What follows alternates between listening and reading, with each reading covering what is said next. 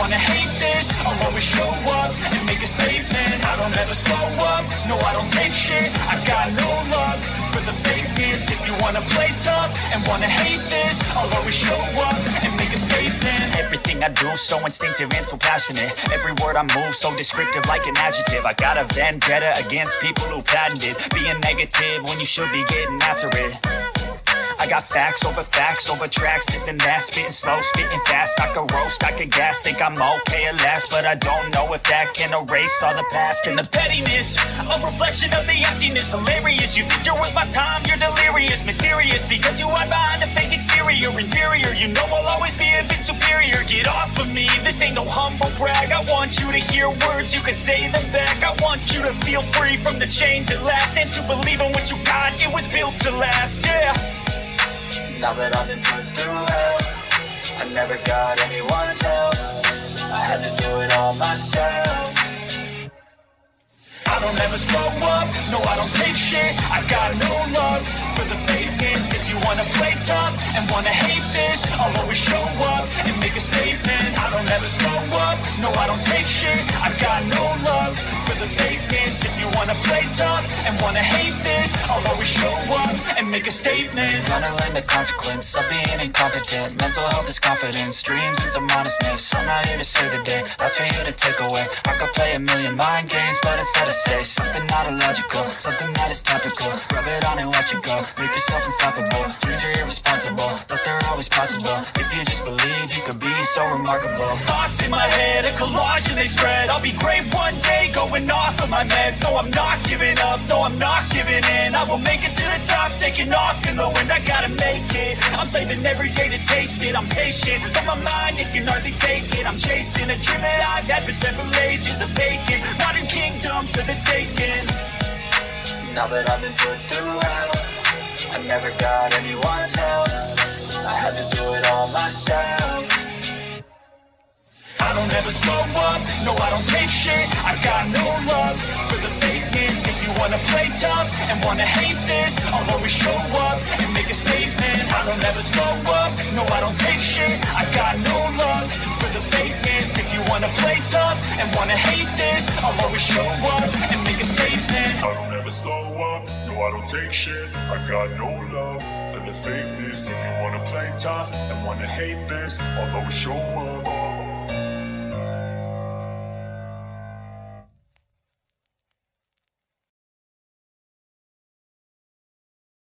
Oh, damn, it's Friday.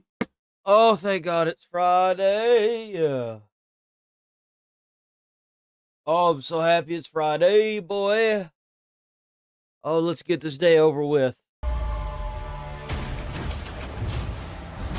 That's enough. You can't deflect my attacks forever. Think so?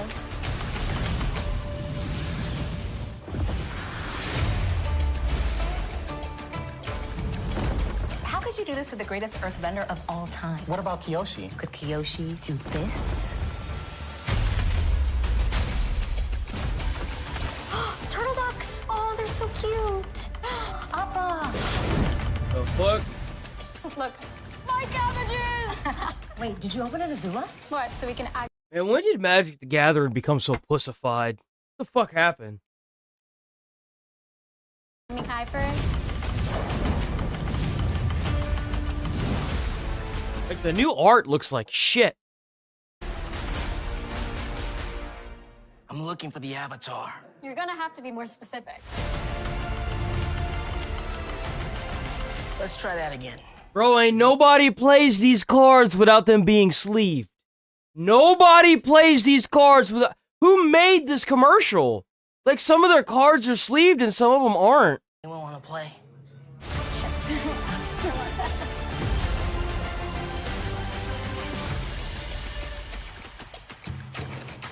Bro, it's embarrassing. It really is. Are they re-releasing Red Dead Redemption? Hello, old friend. It's been a long time. Oh, This bet. country is infested with all manner of scum. Good day, sir. Madam. Look at me, scrambling around, half insane. Stupid is the word we use around here. Now I'm in charge! I apologize if science is not your forte. I'm a fighter, sir, and I'll fight to the end. Gonna be a bloody job. I don't think I know any other kind. For an illiterate gunslinger, you sure know how to make a girl blush. Enjoy life! It's a beautiful struggle! No shot. Let's go. Ho, ho, ho, ho. Hey, we fucking re-released it. Oh man, I'm gonna have to play that. Oh, they're bringing back Undead Nightmare? No way. Oh, bro, I sunk so many hours into that in high school. Holy shit.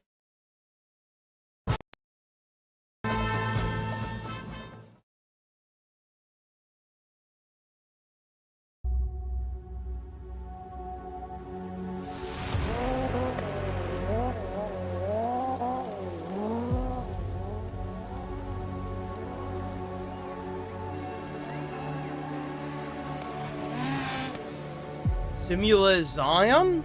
Simula Zion? What kind of studio is that?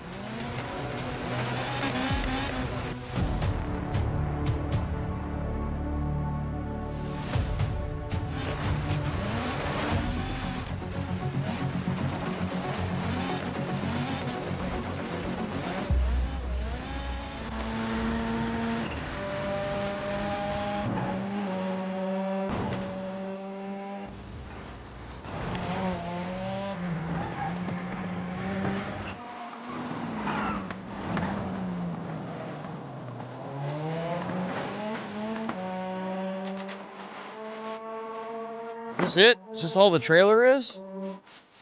Bunch of like mostly empty roads and some barricades? Or obstacles?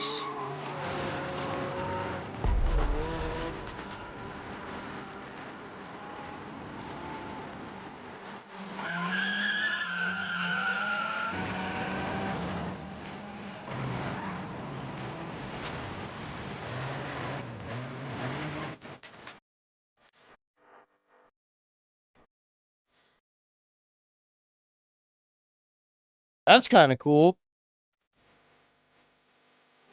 That's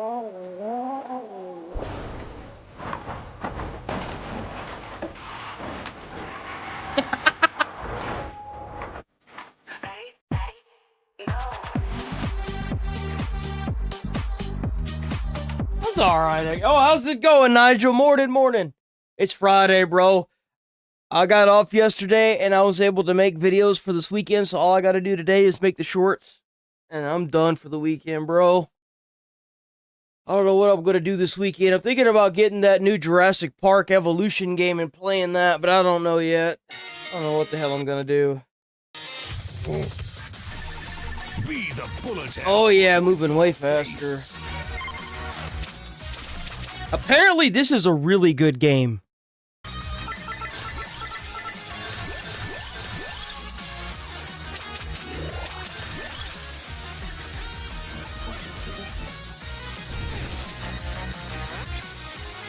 This inspired that game Mega Bonk.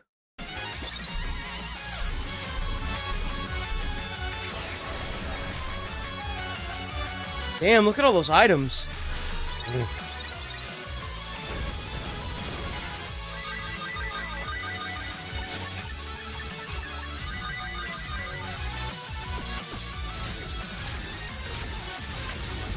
Vampire survivors, but in virtual reality.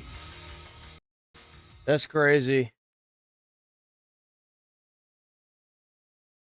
We have a couple Destiny trailers.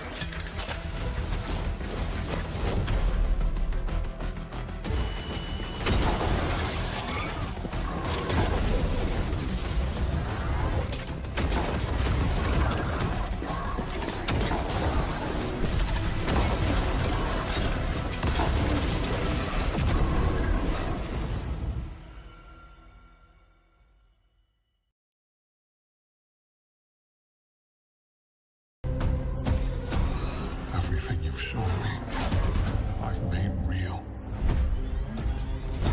I've marshaled a new Imperium to snuff out the light.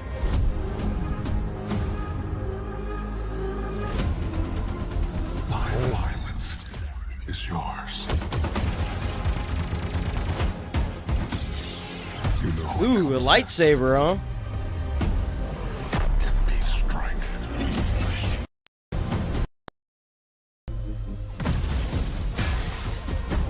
Take everything I have.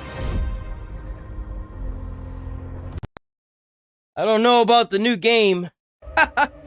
Okay. So I'm gonna start watching this, and I'm gonna be keeping an eye on the stream. So if it goes down and it doesn't come back up, I'll just stop the stream and restart the stream. So keep a lookout. I want to watch the new season of Fallout, and I'm hoping this doesn't fuck with anything. It's on IGN, so things. Many a deer have to fall. Crazy things. Unnatural things in the game. But good people? No. That girl I met. All in the wonderful game. I would be a good person too if I grew up in some cozy little impenetrable home. I have to steal and stab and fib all the goddamn time just to get by.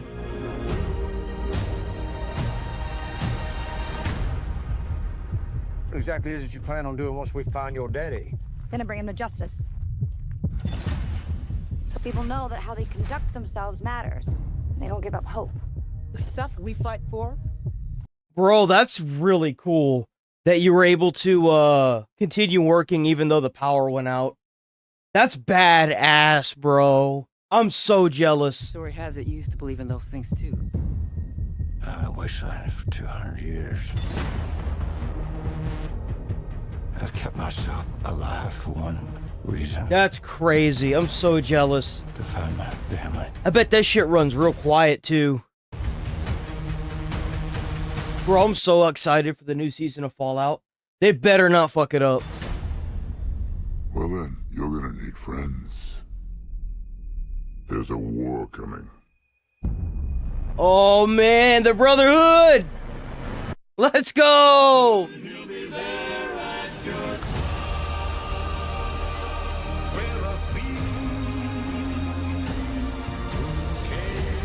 I understand we're discussing a civil war. I must not have gotten my invitation.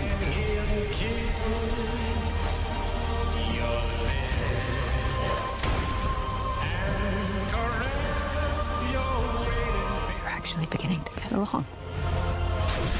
Oh, she's got a power fist!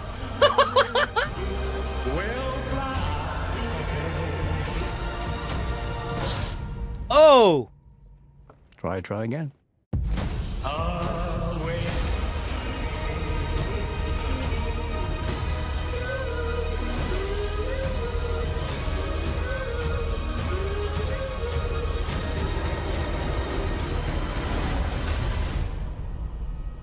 So this is Vegas, huh?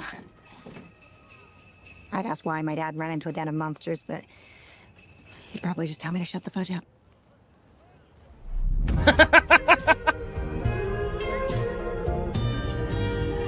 Let's go! I'm so hyped for it. It's gonna be so good.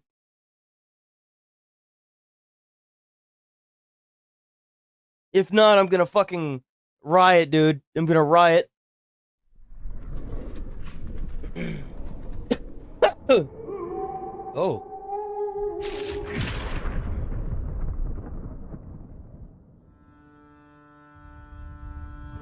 I ain't reading all that.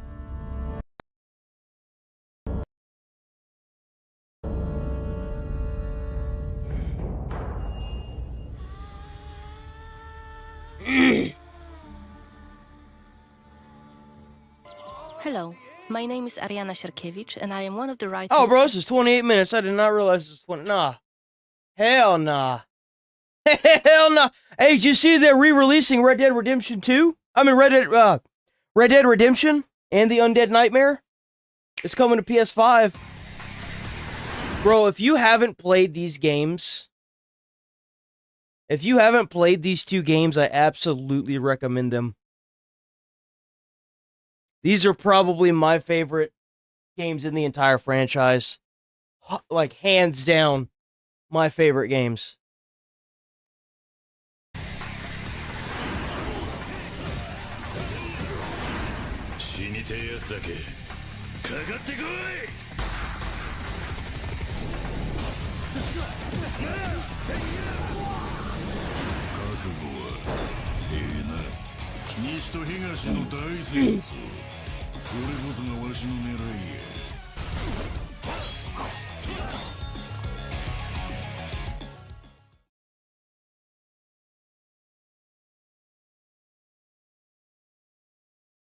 So apparently this game, when it comes out, is going to be free to play. Where Winds Meet. But it is going to be an online-only experience.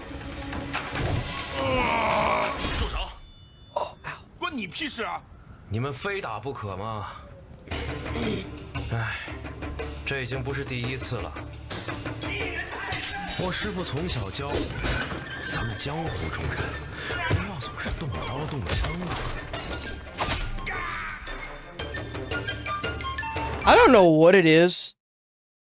I could sit down and watch hours of those old, like, karate-style films like this, even the ones that are in black and white. I love watching Jet Li's old movies, dude. They have, I don't know why, but I get entranced when I watch them. I love those goddamn films. I love Jet Li. I love everything he does. I love all of his black and white films. I love all of the, like, barely colored films. Most of them aren't even in English, and I still watch them, and I don't know why. I just am so entranced by those movies. Like, most of them are so ridiculous because they're pretty much floating in the air and flying. But it's like, it's so fun to watch.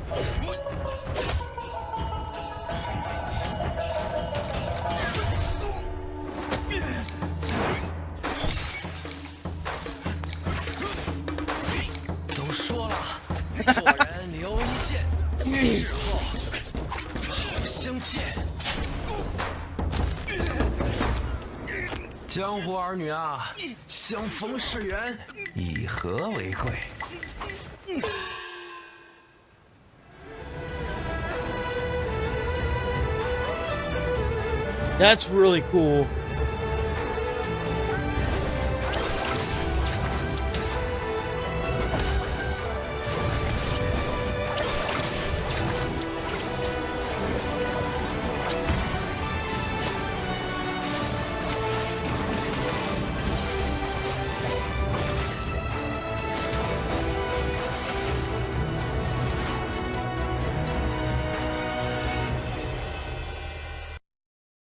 Congratulations. You just won.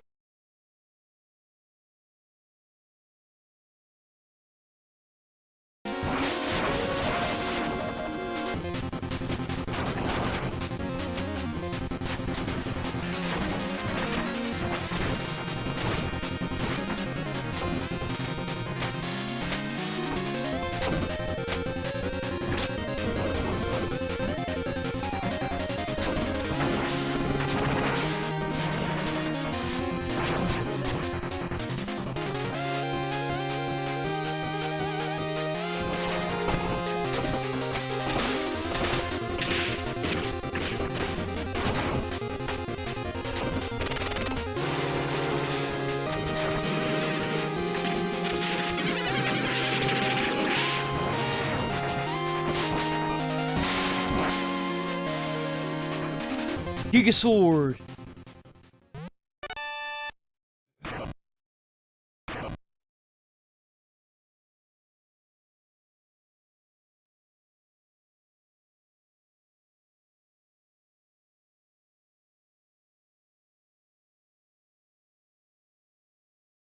Oh, I guess that's it for the gaming stuff. That sucks. Okay, let's hit it. So apparently Asvin ended this guy's career. So if you don't know, this guy was pretty big on YouTube, and then he, I guess trolls made him lose all his revenue.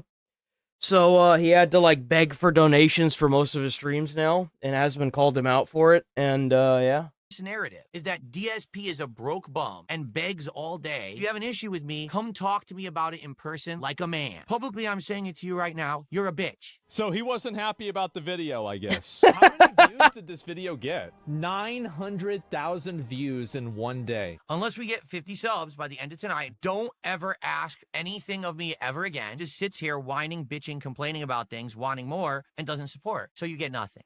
Oh my, wait, this is his second video. Phil was really mean to his audience. He said that they gave him no support and he was going to give them nothing from now on, which isn't what happened. What happened was I was talking specifically to the Kick viewers. There had been a big, sharp decline in support. It seemed to be directly...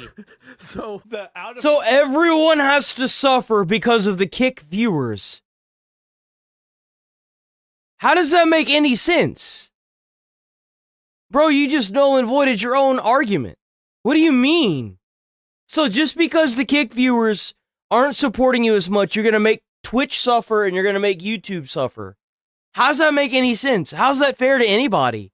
Context clip was making people think that you were begging for money, but the in-context clip is that you were only begging people on Kick for money. No, now I understand. Oh, I hate that Phil asks for money. Then you shouldn't have fucked with my livelihood. I never had to until people did. You made the monster. You're... What? You're Dr. Frankenstein. Bro, the people that are supporting you aren't the ones that did it to you, you moron. You're alienating your own followers because of something that some trolls did on YouTube. You can't blame the people that actually follow you for something that trolls did. Like, that's stupid. You're making the wrong people suffer. Now you gotta live with the monster you created, bitches. And if you don't like it, too fucking bad, because you don't have a time machine to go back in time and change what you already did. Apparently, is now Cope fake tipping himself? Let's see here. Wow, I just received an Wait, anonymous so he's inventing donations? $20 tip. What? Because everyone that Asmongold talks about, positive or negative, gets a big boost, and people come to their content. No, I don't get that. Instead, all it was negative comments and downvotes on the on-demand videos. Why did you do this? Yeah, why would I do that to him? I don't know why. Publicly, I'm saying it to you right now. You're a bitch. Tell me that I'm a fucking beggar and I'm a scammer. Prove it. Unless we get 50 subs, you got an hour left. Get to it. Or shut the fuck up forever. We're not going to listen to your bitching anymore. A lot of whiny people, demanding people who don't reciprocate. Oh my god, dude, what the fuck?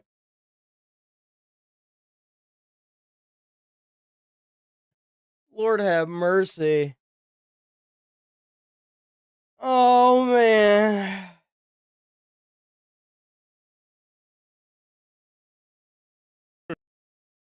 Oh, this idiot.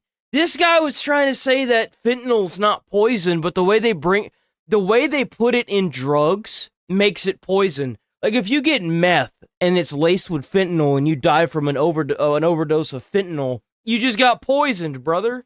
Issue with calling fentanyl poison? Try to poison our people, we will blow you out of existence. They're not What? I know the trick. He's really trying. Oh, no.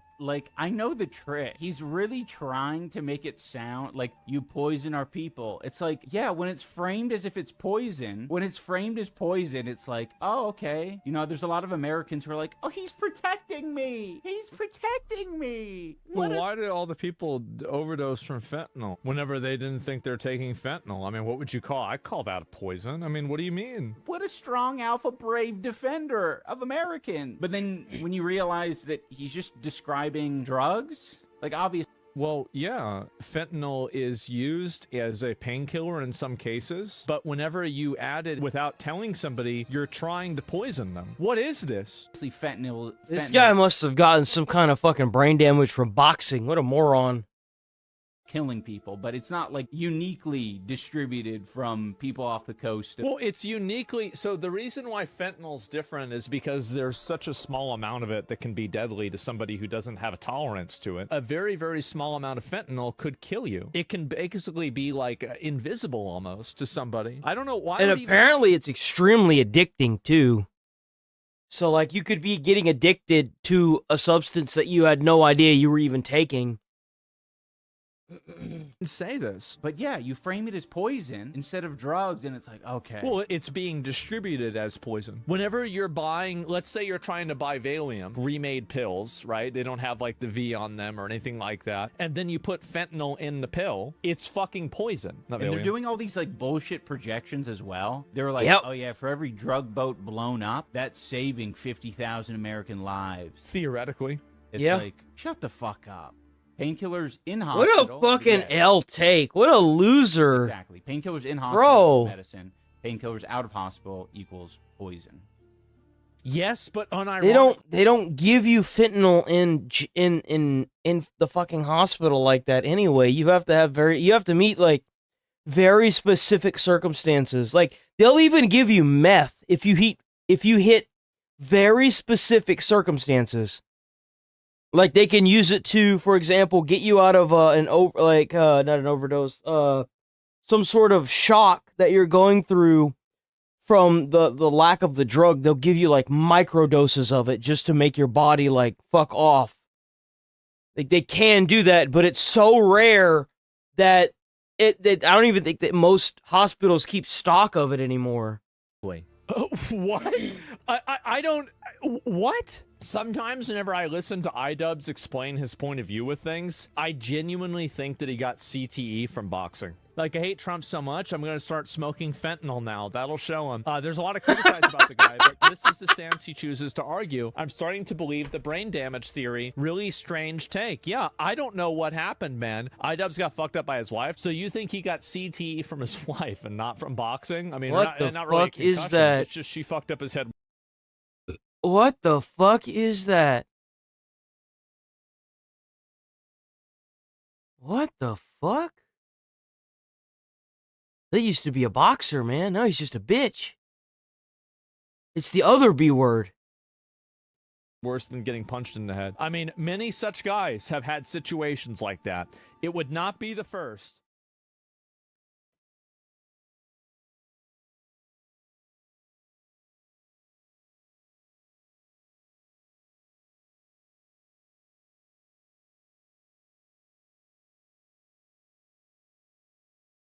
Okay, Bass exposed a damning LA wildfire documentary. Here we go.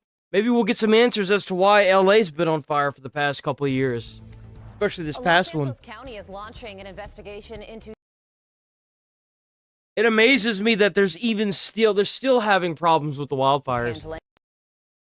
Payouts after the devastating Palisades and Eaton fires earlier this year. The probe will focus on violations of California's unfair petition. Oh, get him! After fire victims complained about delays, underpayments, and claim denials. State Farm says they are handling over 1,300 claims and are committed to paying customers what they are owed. Staying with the Palisades fire, a new documentary coming out next month laying into California Governor Gavin Newsom and LA Mayor Karen Bass for deserting LA as it burned.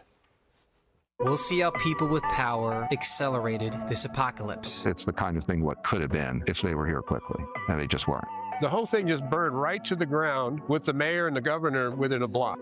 Republican political strategist and general counsel for Fix California, Katie Zachariah, joins me now. And Katie, look, we knew it was bad. I don't know if we knew it was as bad as this. All they had to do is clean up the forest. Clean up the forest and make sure these fucking residents had water. And you know what? I hope within the next 4 years I get to watch them go on trial. I do. I want to watch them go on trial and go to jail. That's where they need to be. If you're that neglectful towards your own state, you need to go to jail. You knew whenever you took it over how bad it was, and you were so neglectful that you didn't even attempt to fix these problems that have happened every year. Every year, LA is pretty much burned to the ground. Man, it's time for these citizens to stand up and take their state back. Put these people in jail where they belong. Documentary. This ideal that just because you're an elected official that you have this like, you can't be put in jail. We need to burn that shit to the ground. We need to get that out altogether. If you take office and you don't change what you said you were going to change or fix the things that you know are wrong, like LA catching on fire every year, you need to go to jail. You need to be held accountable. Why didn't you fix it? You go to jail. So, how bad did these two fail? And when it comes to Gavin Newsom, how the heck can this guy run to be president of the United States after this? Yeah, exactly. He can because he will, and hopefully he doesn't get in.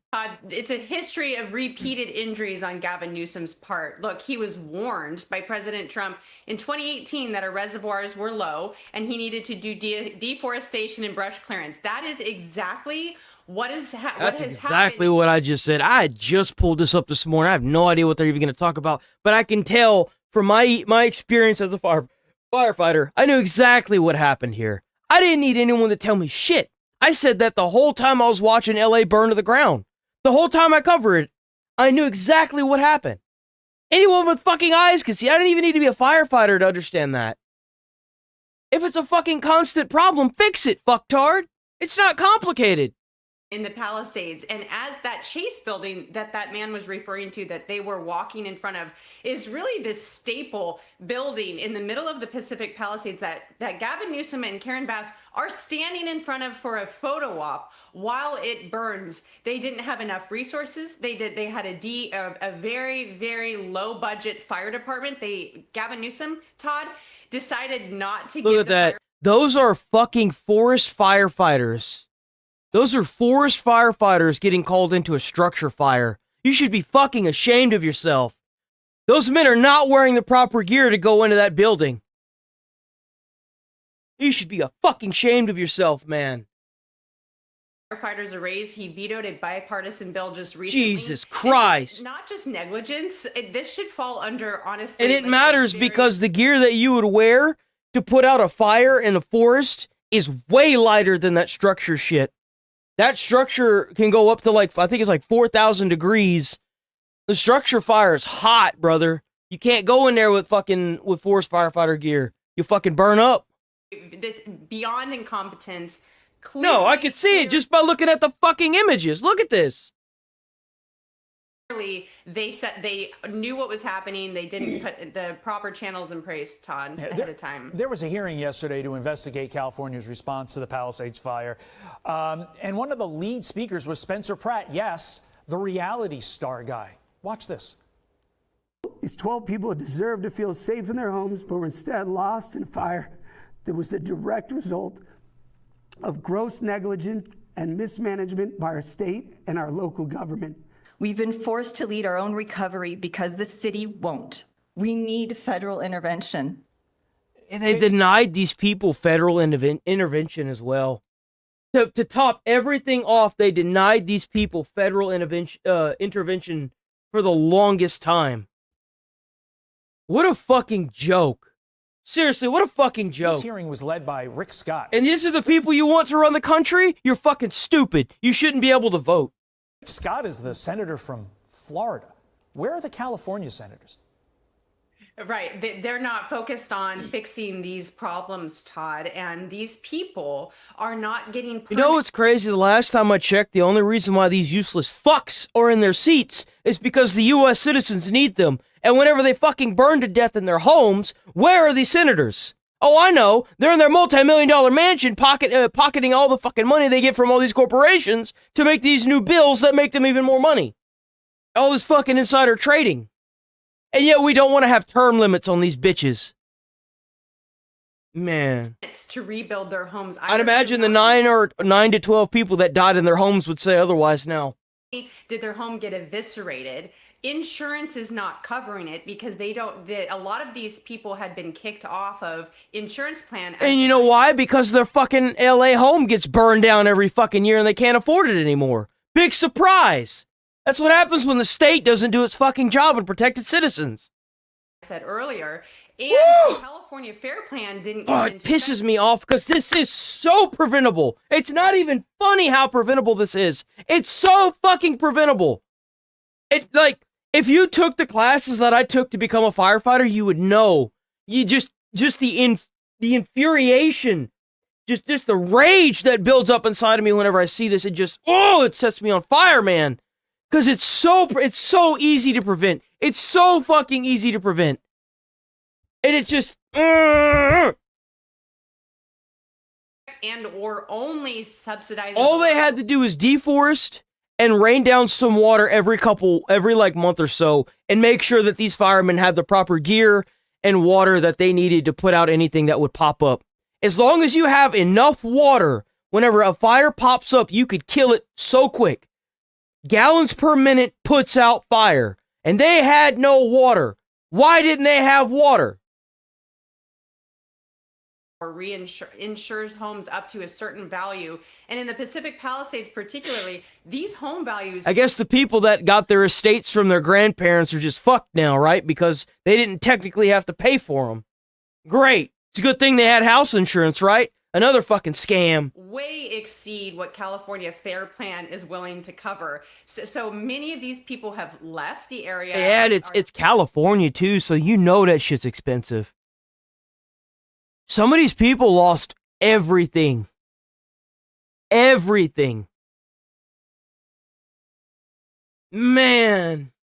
Selling their lots at pennies on the dollar to big commercial developers, and you see this attempt on California's government to bring in low-income housing to this very, dominant, beautiful area. Todd, it's a disaster. Gavin Newsom should be accountable for this, and this should be Oh, this kind of reminds me of what happened in Hawaii. Don't it kind of look kind of similar? All the houses and stuff I'm not sure what caused it, but like all the houses got destroyed. And then these big businesses came in and took up all the property, right? I noticed that this time the actors kept their nose out of it. Because before they were donating to like an organization that was helping buy the homes off of these people. I guess they didn't do it this go around. Huh. That's crazy, bro. On the news until he announces his run for president. Yeah, this documentary, when it gets out, I think it's going to be very, very telling. He's going to have a tough time coming back from it. Quickly, before we let you go, DOJ suing California over the state's new adopted redistricting plan. Of course, we're talking about Prop 50. Now, California's going to say, well, if Texas can do this. That's crazy. What a fucking joke. What a joke. Apparently, there was another attack on, I'm not sure, Aluna Hababes? Alina Hababes? I don't know how you say that last name. The judge for an unnamed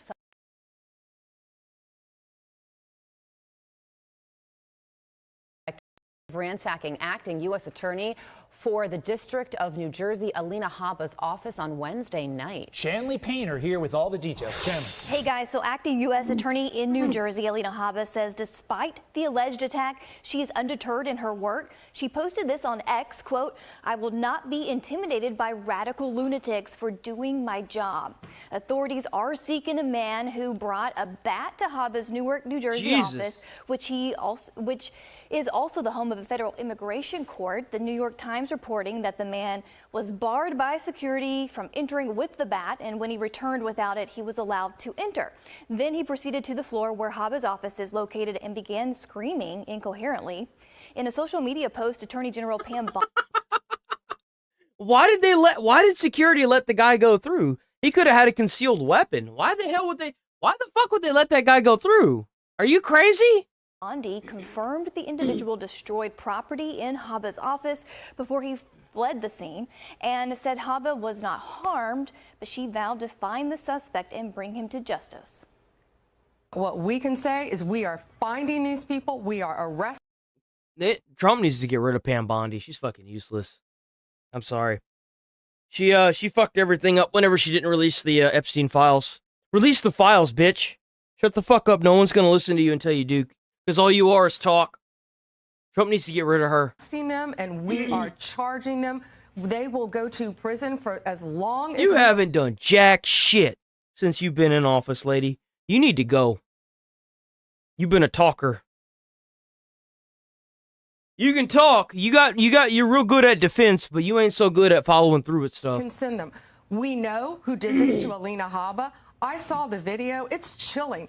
This guy had a full-size baseball bat. I didn't think baseball bats came in different sizes. Am I missing something? A caged animal in front of her office. Then ultimately he gets up to her office without the bat. And that's the security's fault.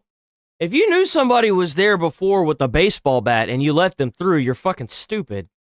They need to fire that security detail. But manages to tear apart the front office, and mark my words, he will be in jail and he will be prosecuted. Well, we've also heard from the FBI Director Kash Patel, who says his agency will lead the hunt against all who threaten public servants like Habba, and that his agency has zero tolerance for acts of violence. Guys, more to come. All right, Shanley Painter live for us. Shanley, thank you. I'm Steve Doocy. I'm Brad. And click here to subscribe to the Fox News YouTube page to Manhattan Institute and host. Oh shit, bro. What's going on with y'all's audio, man? Come on. Rufo and Oh, I like this guy. He's based. I like this guy. He knows what he's talking about. Rufo is a senior fellow at the Manhattan Institute and host of the Rufo and Lomez podcast. All right, Chris, what does your gut tell you about what's going on here? It's crazy that recently Epstein resurfaced with an email that was already released. Thank God the internet's the way it is now, because they were able to fucking suss that shit out, like, instantaneously and call these bozos out for what they are, which is a bunch of fucking fakers. So if you don't know, a new email that involved Trump was from the Epstein files was released, and that was back in 2016, I think, or 2018 or 20-something. And MSNBC, I'm fairly certain it was just them, grabbed the same email, redacted the name that was in it, and then just re-released it, and it like kind of went a little trending there for a little bit. And then the internet took it and realized that it was an email that had already been released and that it was nothing new. So, look, I mean, Jeffrey Epstein is an increasingly and enormously powerful man, even in death. He is like a human hand grenade, and both sides, both camps, keep trying to toss him onto the other side and hoping that it explodes. I seriously think the only reason why they haven't released these files is because both parties have a lot to lose if those files come out. I do. I think both sides have a lot to lose if it comes out. We're talking like rapture levels of badness. So, who knows? I mean, Biden had it for 4 years and they didn't release it. Trump had it for a year now. He hadn't released it. He even had it before when Epstein was alive, and just whenever he died, he was in Trump's presidency. So, like, who knows? But supposedly they're really trying to get these files put out.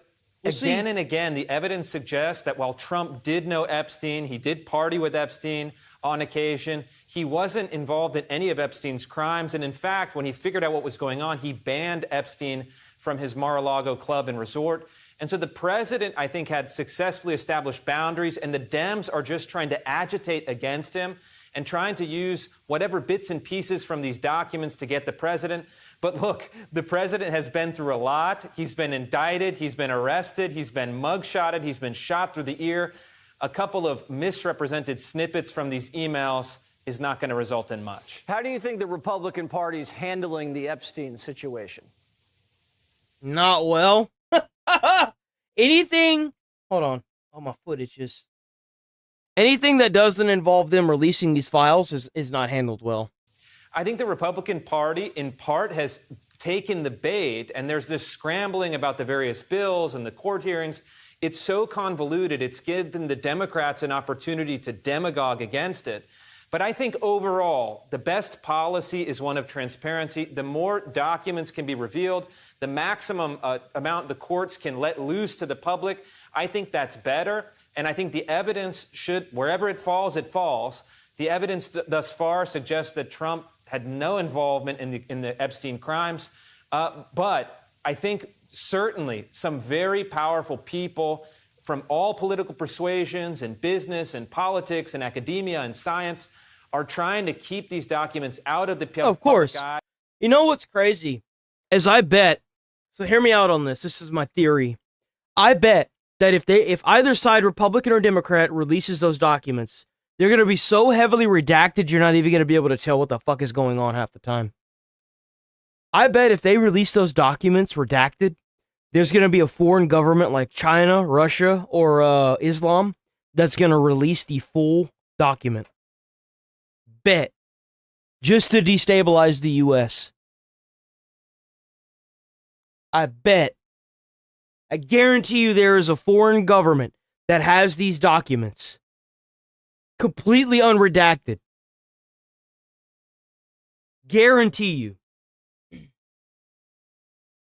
Because, look, some very powerful and very well-known people were doing some very naughty things. Yep, that's what it appears to be. Look, if I was Vladimir Putin, check this out. If I was Vladimir Putin and I wanted Ukraine, I would release the Epstein documents to destabilize the U.S. and then quickly snatch up as much Ukrainian land as I could. That's what I would do. That's exactly, like if I was in his shoes and I had these documents, which kind of makes me think he doesn't, I would try everything in my power to get these documents unredacted and release them to destabilize the U.S. so that way while they're, dealing with the aftermath of the Epstein stuff and destabilized government, I would quickly snatch up as much land as I could. I'm going to rule out Russia having it, but I wouldn't be surprised if Israel or China have the unredacted. So.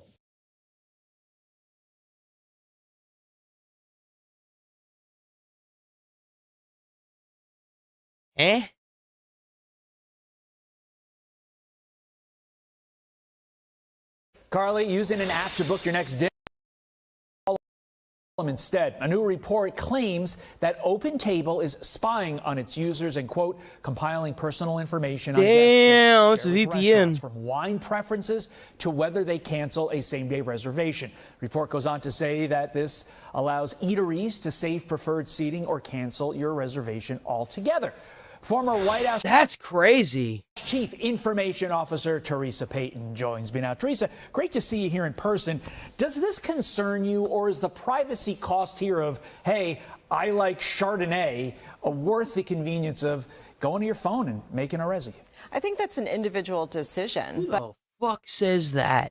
Don't ever say that again. That's disgusting. A resi? Bruh. Ew. Stop it. The key is you sound so stupid. Read the privacy policies of the apps you're using.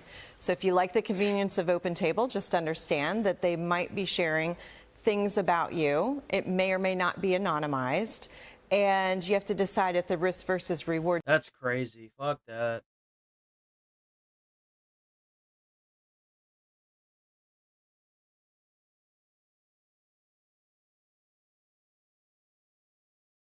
$1,000 unionized workers are hitting the picket line at more than 65 locations across 42 cities. This is happening on Red Cup Day, one of the company's busiest days of the year. But sales don't appear to be impacted.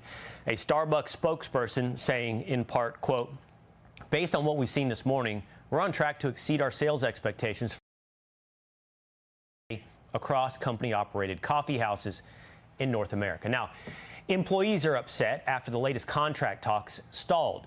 They're seeking better hours and pay, as well as improved staffing in stores. Starbucks says it's... We are seeing a day and age where not even unions can bust up these monopolies, bro.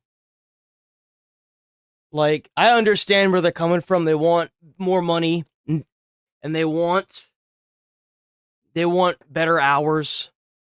I completely understand. But these companies hold so much power now. It's crazy, dude. Already offering the best. Actually, you know what? I have a video for that. I've been putting it off, but you know what? We're gonna do it now instead. Asmund didn't go live yesterday, so we got no new stuff. Here's what companies think of you. Think of their employees. Not all of them, but a good majority.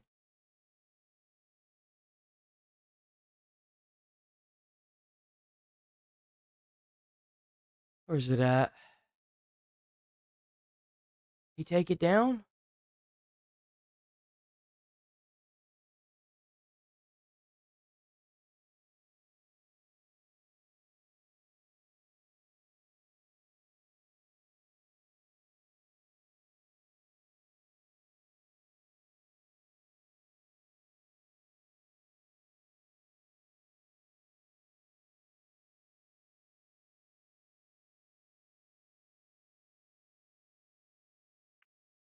Where is it? Hope he didn't take it down.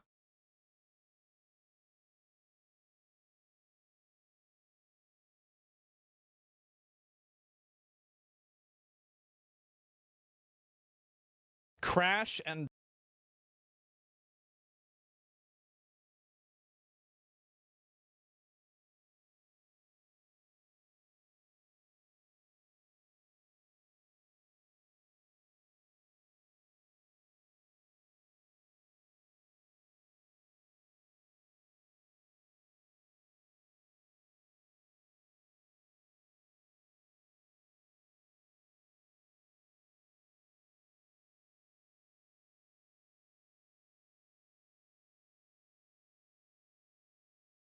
You might have taken it down. Fuck.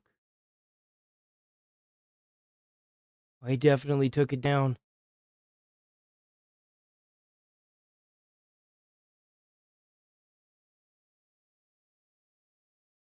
Let me see if I can find it.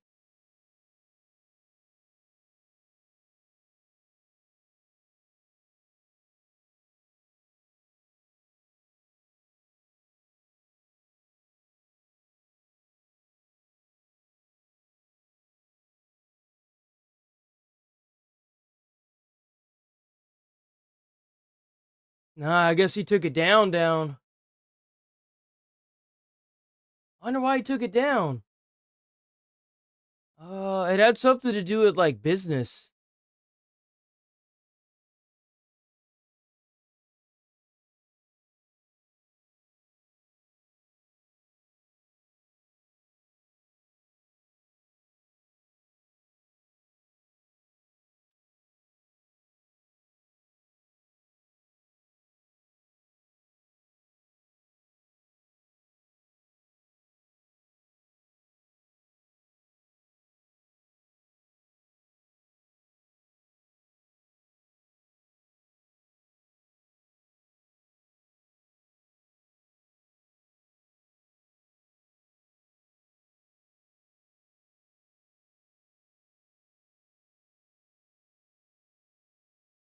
Yeah, I'm not seeing it. It's gone now, I guess.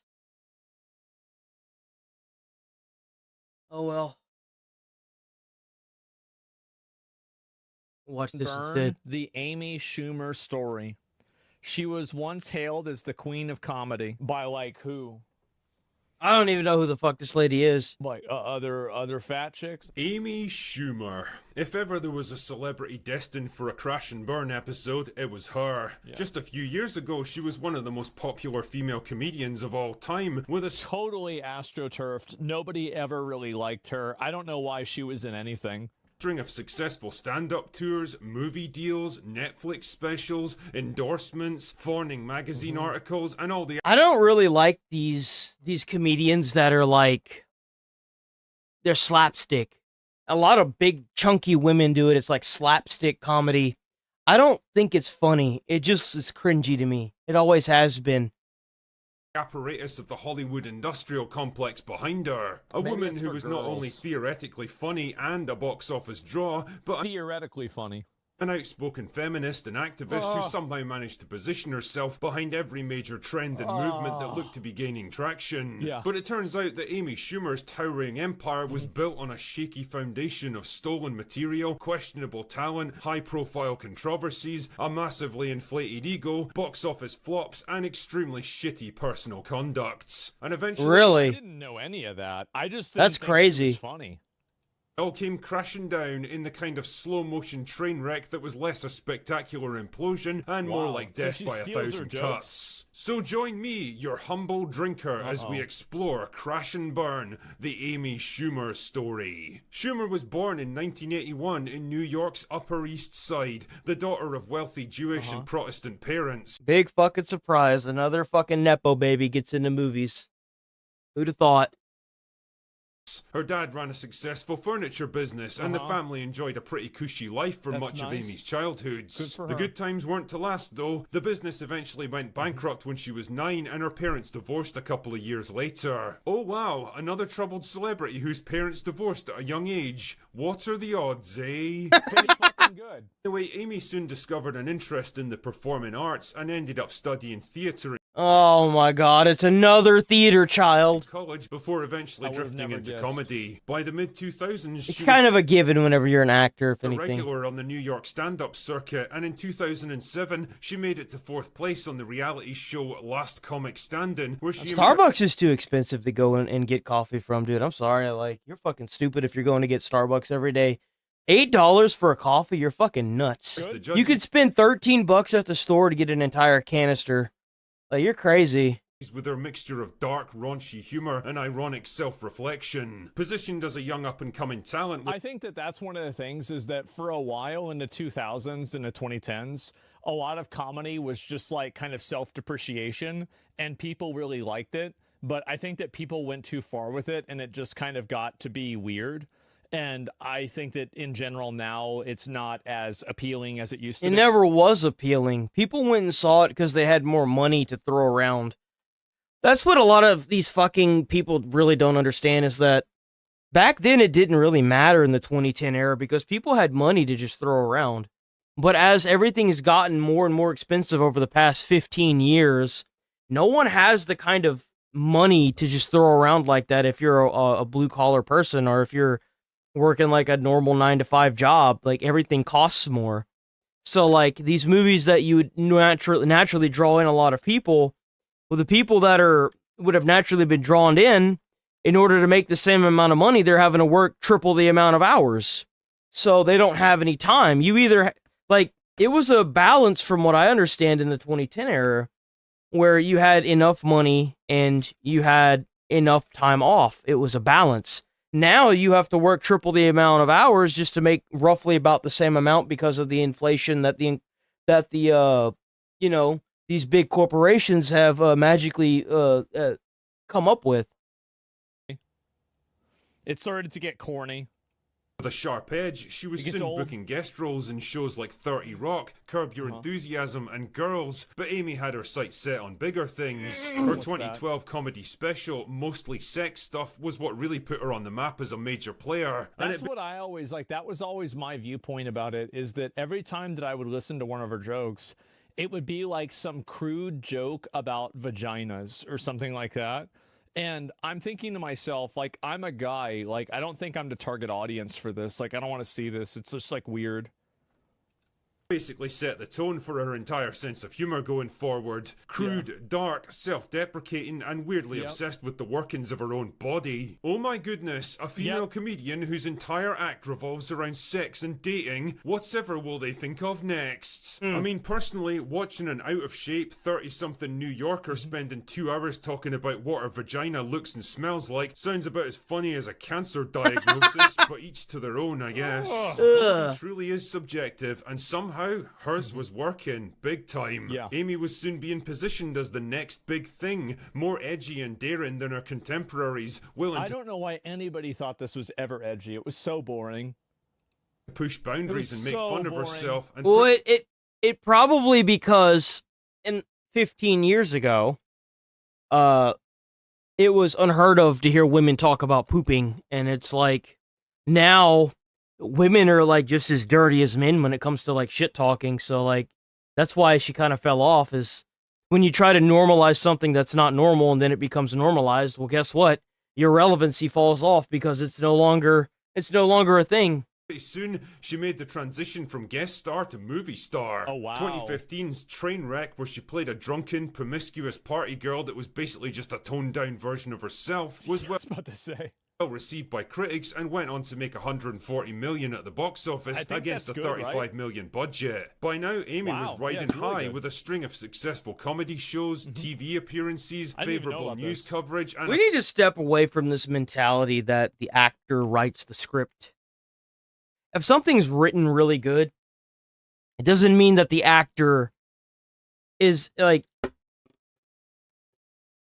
If an actor acts in a really shitty written film, like the Witcher series, for example, if Henry Cavill could act the best he could ever act, but the script is shit, then guess what? The show's going to be shit. Case in point, the death of the Witcher series. promising It sounds like a movie that is for girls, so I didn't see it. film career.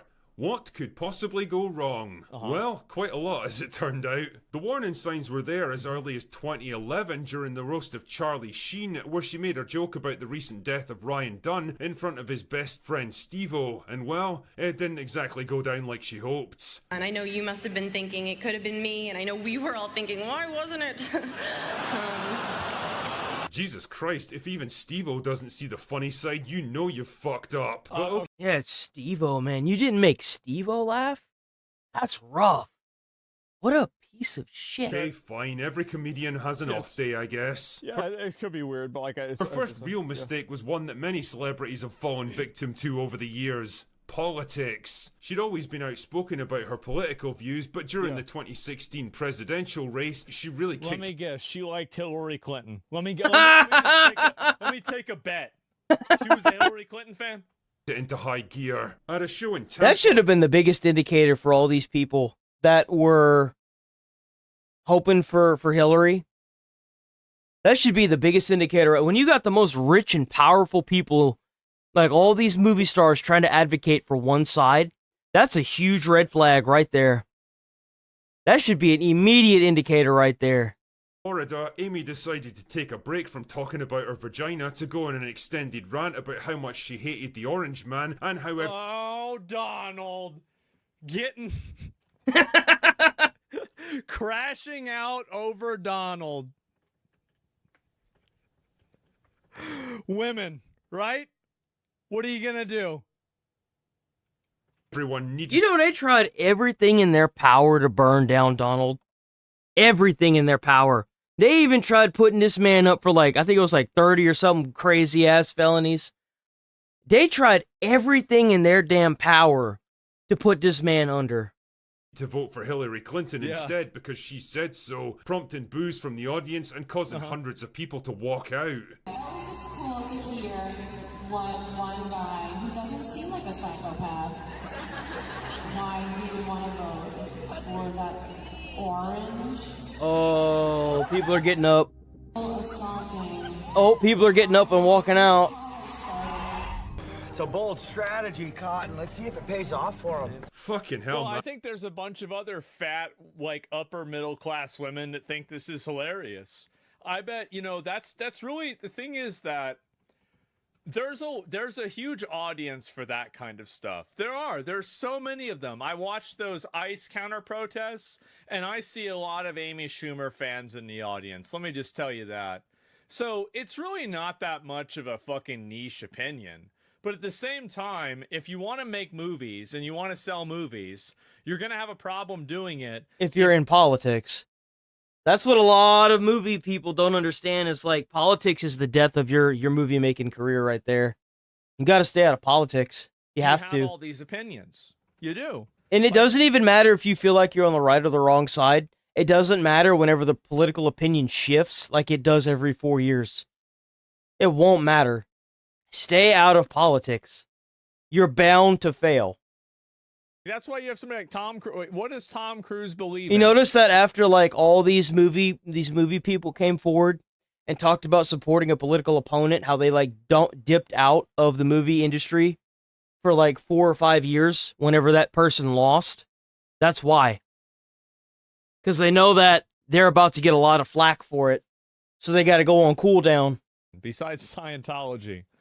You already made millions. You're abusing a system that is designed for rich people. Just stay the fuck out of it. That's all you have to do. Stay out of it. Keep your trap shut and stay out of it. Do what Sydney Sweeney did. Just act like you have no idea what the fuck's going on and do your job. Just put the fries in the fucking bag and you'll make millions. That's all you gotta do. Basically, we don't really know. It's not part of it. It's got nothing. He's just a movie star, right? That's it. And I think that a lot of politicians, like a lot of comics, the problem is that a lot of comics try to emulate someone like Dave Chappelle or someone like George Carlin, for example. And not everybody has to be Dave Chappelle or George Carlin with trying to give their takes on modern society and everyday life. Like, you can be Mitch Hedberg. You can just be funny. You don't have to do anything crazy. You can be Gallagher, okay? You can just smash watermelons. You don't have to... You can be Carrot Top. Carrot Top's a comedian that uses props. Have like all these like crazy, weird fucking opinions that fit in with everybody else. So yeah, that's what I'm saying. And I'm not even a comedian, and even I understand how to read a room. Shit like that might have played well in New York or LA, but in a red state like Florida, it went down about as well as... She did this in Florida. Oh, you fucking dumbass. What were you thinking? Florida? Oh, jeez.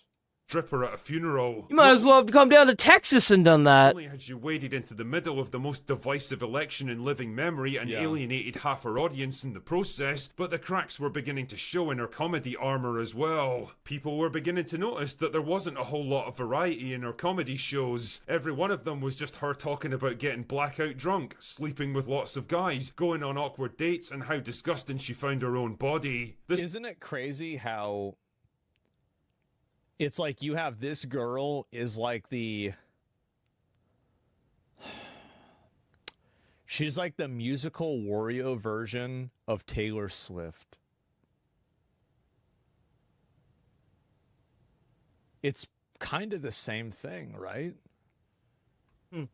This all culminated with 2017's Leather Special on Netflix, which was an unmitigated disaster, rehashing the same tired material she'd been using. That's kind of why I stopped watching. I'm going to get a lot of flack for saying this. That's why I stopped watching Gabriel Iglesias. Because, like, if you go to Netflix and you click through his specials, they're all the same material. Like, you can click on I think there's like one that was right after COVID, actually.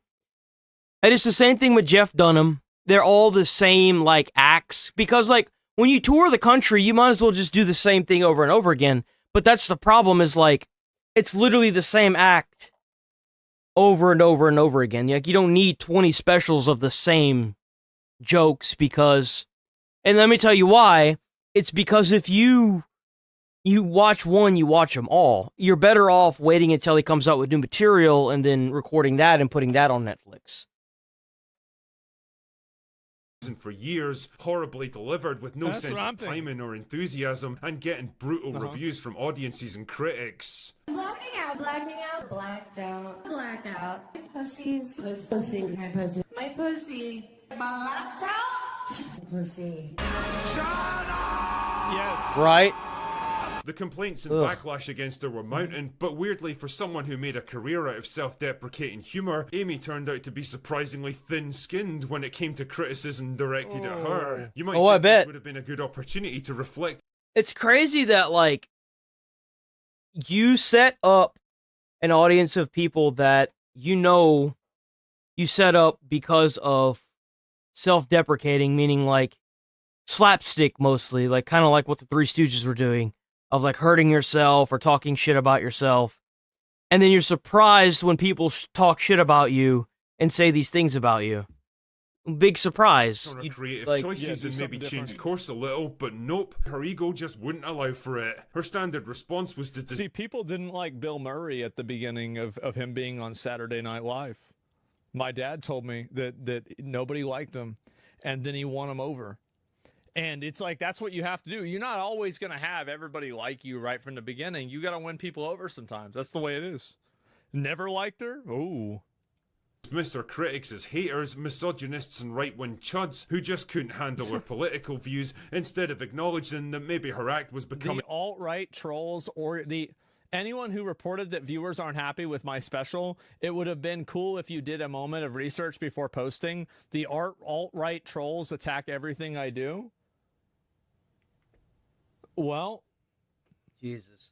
You shouldn't have antagonized them. So you should have just stayed out of politics and stuck with your my pussy jokes, you know? This is their glorious leader. Their tangerine warlord. And Tangerine warlord.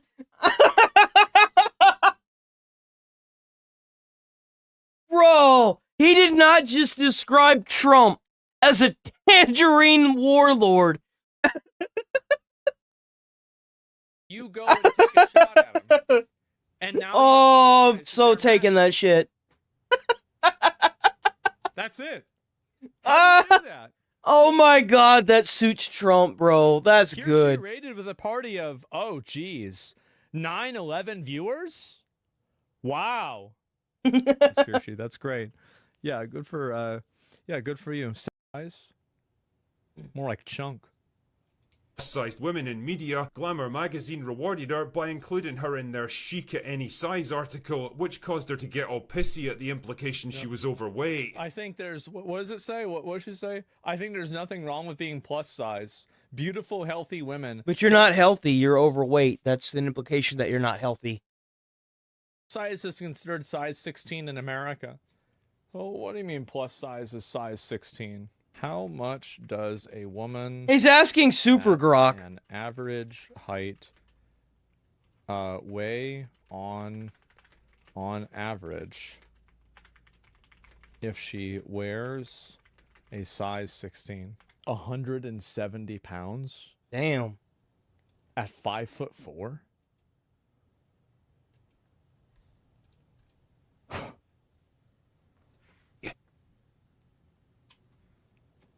That's fat. You're fat.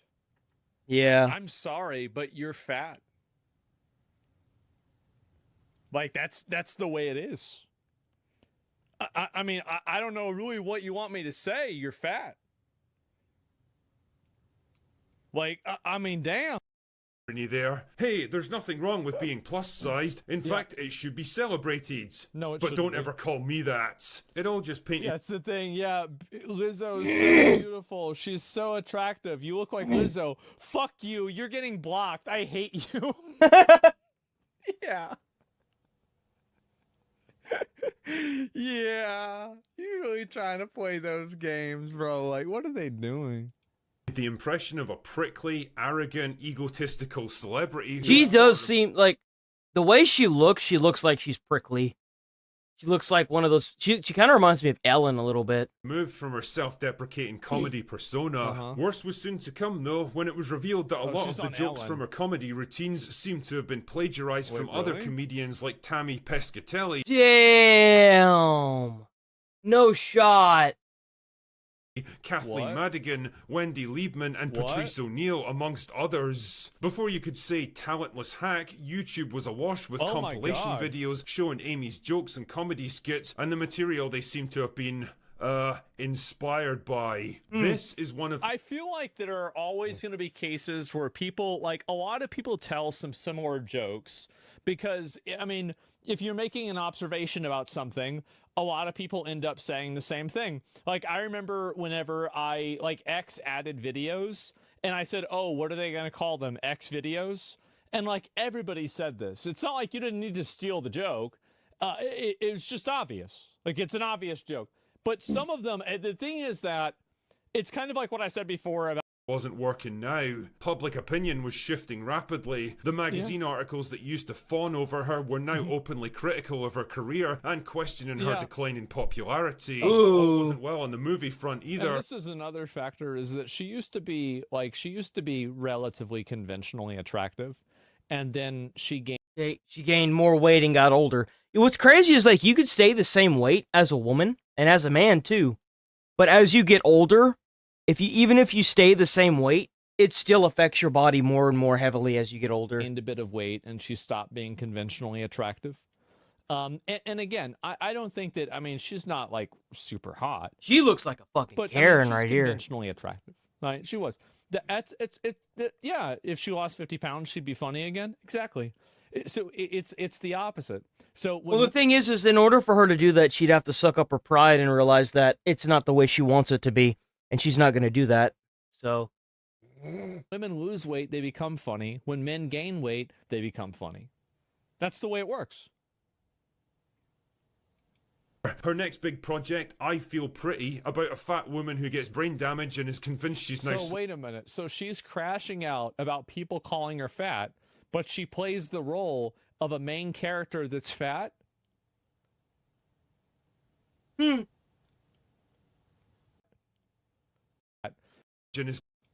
Her next big project, I Feel Pretty, about a fat woman who gets brain damage and is convinced she's fat. I'm sorry, but you're fat. She's nice. So wait a minute. So she's crashing out about people calling her fat. And it's crazy because out of anybody in the world who shouldn't be fat, rich people. Rich people have access to nutritionists. They have access to fitness instructors. They have access to some of the most advanced weight loss training programs in the world because of their wealth. And they don't even utilize it. It just goes to show what kind of person they truly are. Plays honestly. The role. Like, if I could, if I ever made YouTube really work for me, I would immediately hire a nutritionist and a workout like a gym person, so that way I could stay on a very strict diet. I would have my shit like so locked down that I wouldn't even buy anything that isn't part of the nutritionist's diet. 100%.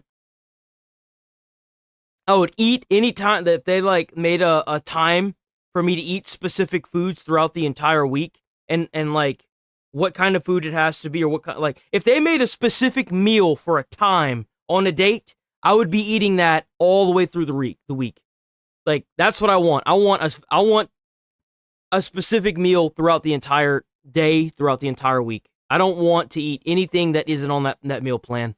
It'd suck and it'd be boring, but I want to live, goddammit. Like the main character that's fat.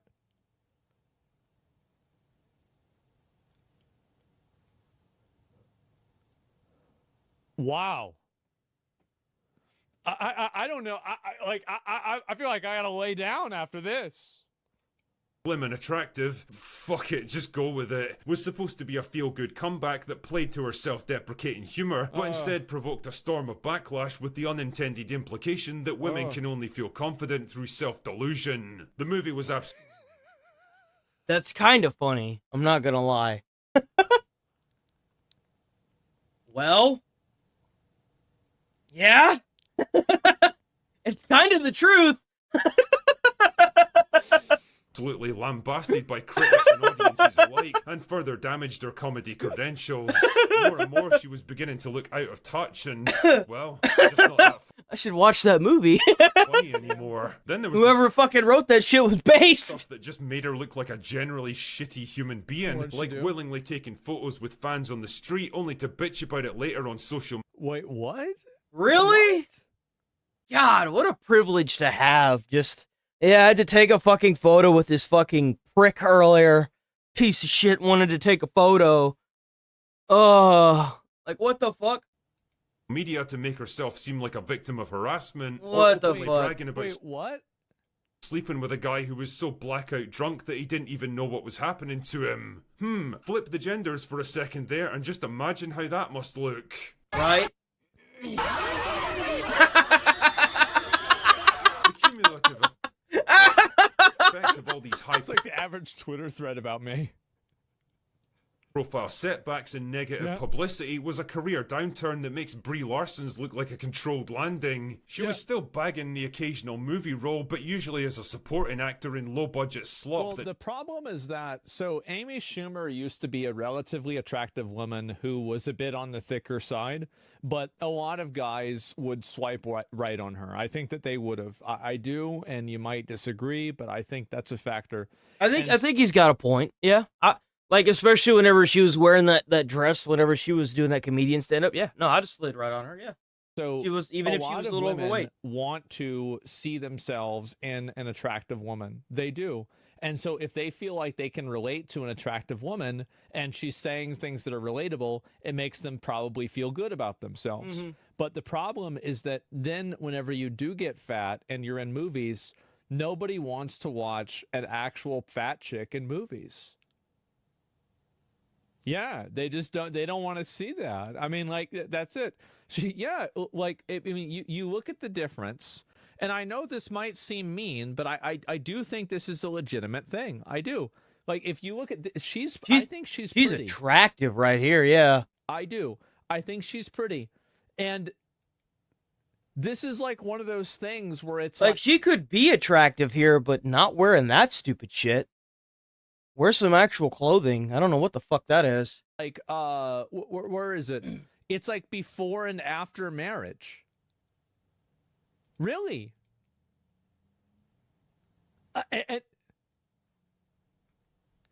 I'm just being honest, right?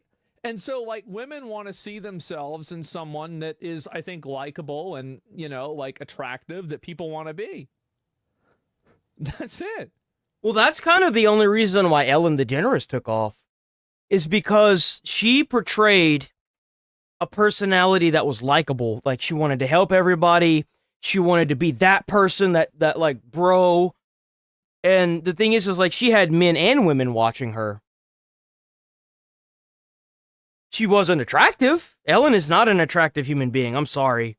If you think Ellen is attractive, then I hate to break it to you, she's not conventionally attractive. But her personality is what drew people, and her personality is also what ruined her career.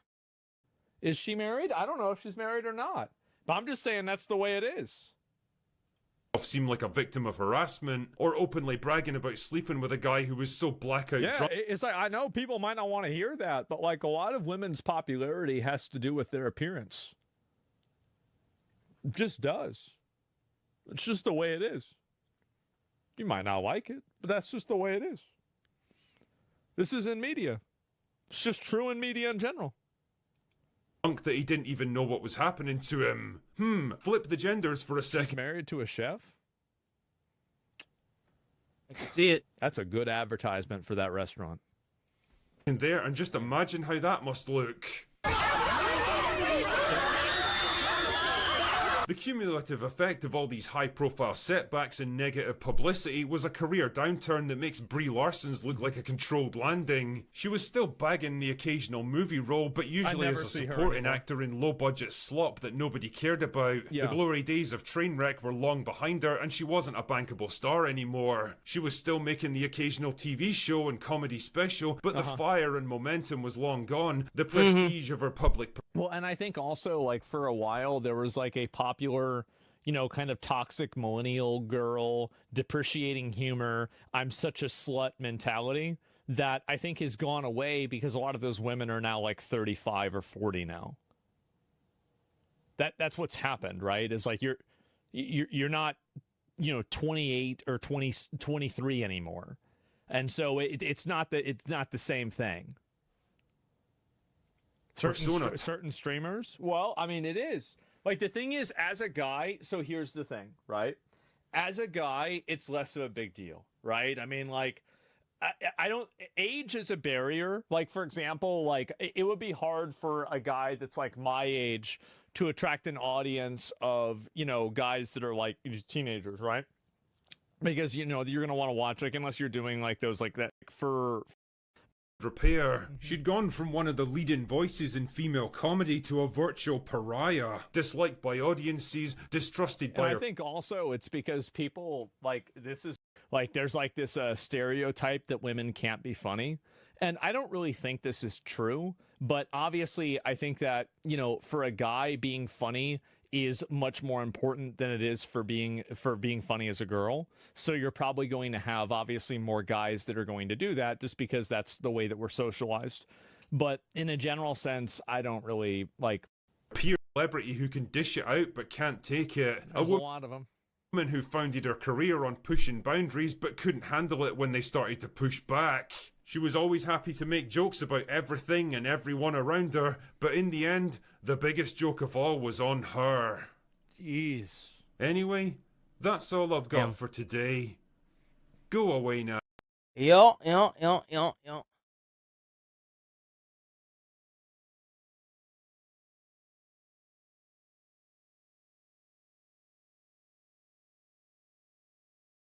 What?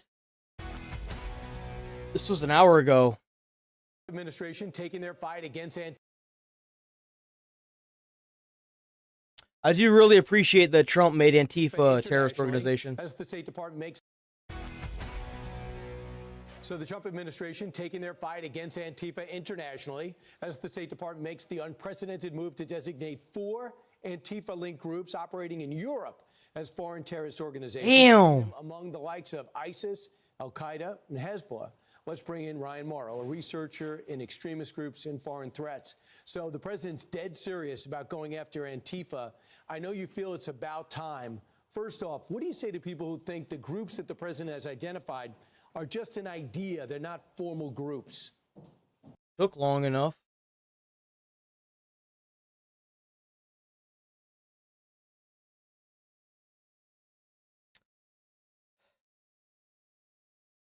So Ned, we went over this. We've been over this a while ago now. So Ned, if you don't know who Ned is, he was part of the Try Guys. His trope for the Try Guys was he was the family guy. He always talked about his wife. And come to find out, he cheated on his wife. And it obviously went viral. Like, to give you an idea of how big the Try Guys are still, they were part of the Food Network. So they've got pretty big. But Ned ended up cheating on his wife with somebody that he hired, which inevitably led to him being kicked from the Try Guys. And then, we watched the podcast of him using him and his wife's channel that he used to make, like, it was like a co-host kind of deal with his wife. And he turned around and made it like some kind of weird podcast where he brings on people that are like the misfits of the internet. And he sat there and tried to talk to his wife using their old channel. I want to keep this in mind. Their old channel.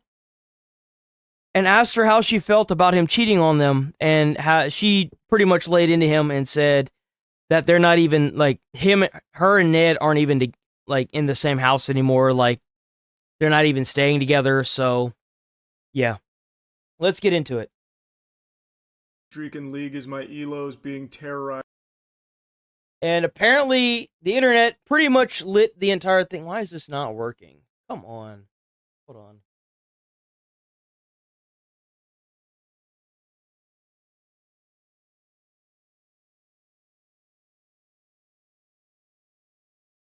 Streaking League is my...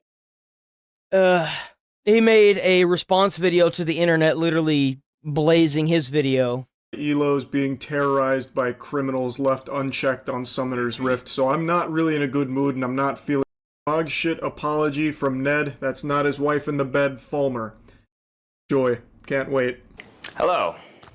I've heard a lot of the commentary and reactions to my podcast episode with Ariel. Who is his wife? I wanted to take this video to address some of them. That episode with Ariel was mostly about her story, and now in this video, I'll tell a little bit more of mine. Did we watch the same podcast, Ned? You sure about... She pretty much ripped his asshole open and fucked him. Like, let's be honest here. She destroyed him in that. That was it really mainly... And I guarantee you he's trying to mend things with her, So, of course, he's not going to sit here and say this in front of her.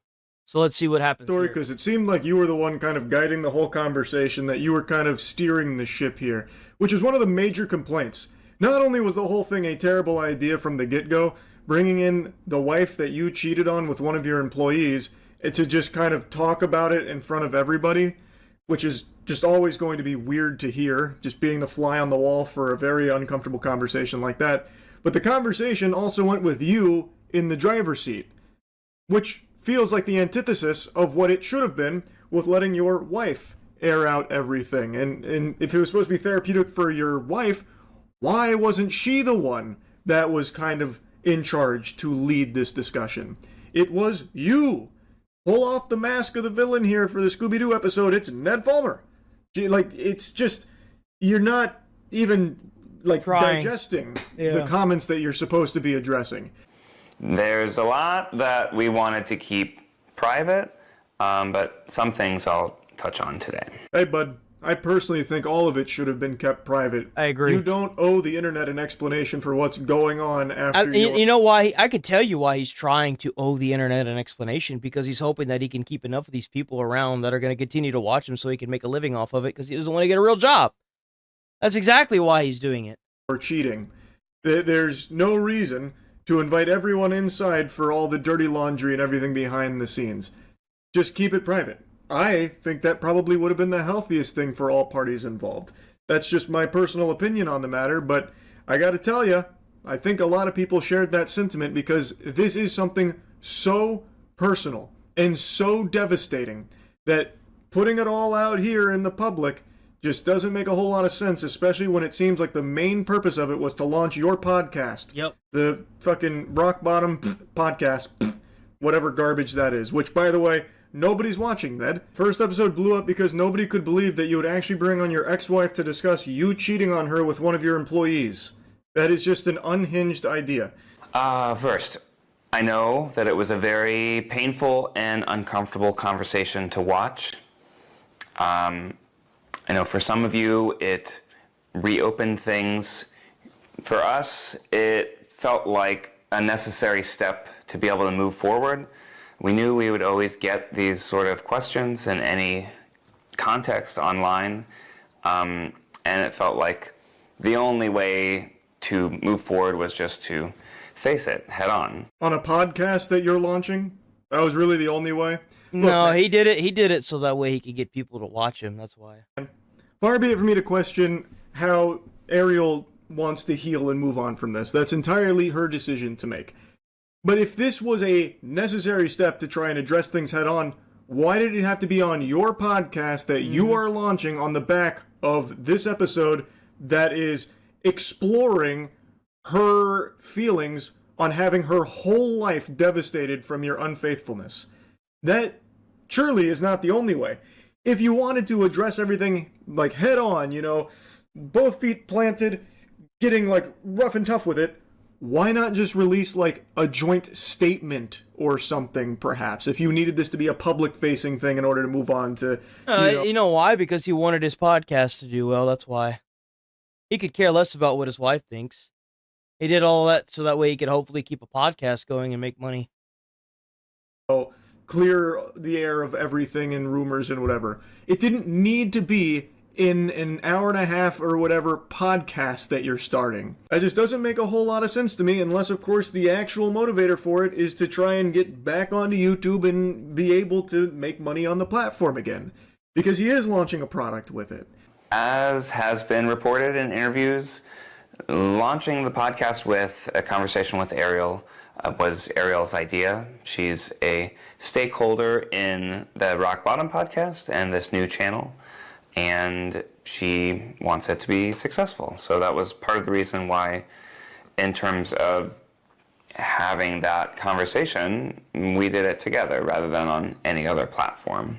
I couldn't possibly know the inner workings of this business partnership. Haven't seen the contract. It kind of makes you wonder how manipulative this human being is to her. Like, seriously. All I can say is that feels very odd to me, because this seems like a business partnership strategy that heavily favors Ned. So I don't fully understand that, but I just really think that this is something that didn't need to be shared in this fashion. After discovery, I started an intensive program of therapy, group therapy, and work to really try to understand what I had done, why I had done it, and what it meant for my relationship and my life. That's cool, man. I'm not your therapist, but I feel like the reason you did what you did is because it's something you wanted to do. In the podcast and in here too, he keeps... You don't need a therapist. I don't understand why so many people like to use therapists, man. I'm sorry, but like sitting there and airing out your dirty laundry to somebody is just not, that ain't it. Therapy is, I don't know what the fuck people are thinking when they think of therapy, man. That's just crazy to me. Making it seem as though he didn't know that this would My favorite thing is that when people push therapy and then you go to a therapist and you really don't feel like it's working, they still are like, well, you're just not going enough. And it's like, no, it's just not working because therapy doesn't do shit. Like, if you genuinely think that therapy doesn't do shit, then it's just not going to work. Like, and that's genuinely how I feel. Like, the last thing I want to do is pay somebody $45 fucking an hour to sit there, or sometimes even more than that, and air out my dirty laundry. It's like, dude, that doesn't do shit. Bro can't even, like, nah. Painful for his wife to be fucking one of his employees, which I think is so odd, especially the way he presents that. But he's talking about like his journey to coming to terms and realizing that what he did was bad and realizing that what he did is cheating. All of these mental clouds that help you continue behavior that you know is hurtful, and you still do it anyways. So it let me face the truth and acknowledge in no uncertain terms that I cheated on my wife with an employee of my business, and it caused her immense pain and shattered our marriage. And I cheated on my wife. It was him. With an employee of my business, and it caused her immense pain and shattered our marriage. Yeah, but was there ever any real uncertainty there to begin with, though, Ned? I feel like that he was doing to his wife. Like, what he was doing would make her very upset, should it ever come to light. You know, it's know that somehow. So this was a long process that it took, approximately 2 years, and continues work even to this day at the 3-year mark, even though we decided to separate officially 2 years in. What's crazy is that this happened like 3 years ago, and this is still haunting this man. Well, that's what happens. It's something that I'm really proud of. That's really changed my life, and you're proud that you cheated on your wife. I understand that. What the fuck? If you, a viewer, is watching this for the first time, I'll let that thought continue in just a moment there. It is so peculiar that he would say that it's something he's proud of here. He's not talking about like the actual cheating, I don't think, or anything like that. He's talking about him getting like therapy and the help that he needs to recognize that cheating is bad and get to the root cause of why he cheated. But to even say something like that in a video like this is very odd. I was gonna say it's weird that you would say, well, I sought help and I'm better, and it's like, did you seek help to actually find help, or did you seek help so that way you can get on the internet again? Like, that's the real question. See, is this 15-second clip on TikTok? You don't understand everything that has led us to this point. And I know that it'll take time. And if you want to just judge me off of one clip of me talking about society, which obviously was not the best response to that situation, You do realize that if you're doing a podcast, you're going to have to talk. And you're going to have to be, like, okay with what comes out of your mouth and what you think and feel. So if you're letting them beat you down because you've already been beat down over something that you think and feel, you're not going to be very successful with your podcast, dude. I'm going to tell you that right now. you are welcome to do that. I know that people have a choice when it comes to what they watch and what they consume. And if people don't want to continue engaging with me on the internet, then that's a consequence of my actions and something that I have accepted. People are gonna hate watch you because they don't like you.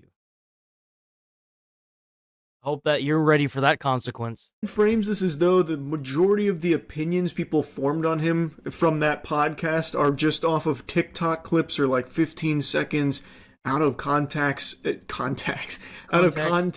snippets. But it's funny because most of the snippets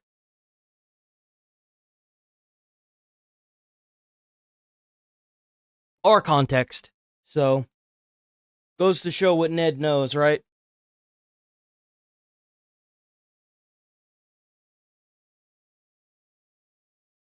There we go. Isn't a tree. It's a fucking bird. Introducing the tawny frogmouth, a species of bird found in the land down under, and Australia's very own avian equivalent of a maxed out Skyrim stealth build. Now you may be thinking to yourself, well, it can't be that stealthy. I can see it. Yeah, you can. You can see that one. Did you see the one right fucking next to it? Now, the important question is, why the fuck do these things have predator camo? Well, there's two reasons. First of all being, it's fucking Australia. Yep. They actually just found a new bee in Australia called the Lucifer bee because it has horns. You see, these bad boys are primarily nocturnal, staying on the move during the night and dive bombing unaware insects to meet their bulking goals. Damn! However, that means that during the day, they sleep. And in a country where at any point you can be bitten, mauled, stung, or fucking drop-kicked to death, laying down in the wrong spot can turn a short nap into the forever sleep. So, in order to prevent themselves from becoming an item on a snake's KFC order, these tactical chickens evolved a ghillie suit to basically allow them to fucking disappear. Tactical chickens, dude, I love it. Being practically invisible allows them to unlock their second passive, fucking DoorDash. You see, these guys are so fucking good at cosplaying a stick that not only do predators mistake them for Groot, but so does their prey. And so, whenever they take a nap, they just leave their mouths open a little bit. And whenever some poor ant just tries to walk his way to work, he instead DoorDashes himself directly into its fucking mouth. That isn't a tree. It's a fucking bird. You're cave diving. You turn a corner and see a spider web the size of the fucking wall. I regret to inform you that no, this is not fake. This is an actual photo from the inside of a cave on the Greek-Albanian border. Where scientists have discovered the world's largest spider web, located in a portion of the cave crammed to the brim with sulfur. That has quite literally never seen the light of God. This wall of white sticky stuff spans 1,100 square fucking feet. Jesus. That is the size of a 2-bedroom fucking house. However, finding the average Australian home on the wall of a cave at Y11 brings up a far scarier question. What the fuck built it? Well, to the relief of many, no, we did not discover a giant spider lair. Nor is this the result of a single spider with creative mode and world edit. No, it's far fucking worse. Because this web is the arachnid equivalent of getting the boys on for a 2-week Minecraft phase. Jesus. Because this web is a collaborative effort. It was built by 111,000 fucking spiders. Jesus.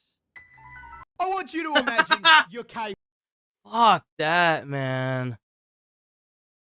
Has a gun. No, this isn't a Fortnite skin. This is a real f***ing animal, and it's called the pig. Hold on. Piece of shit.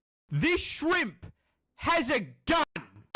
No, this isn't a Fortnite skin.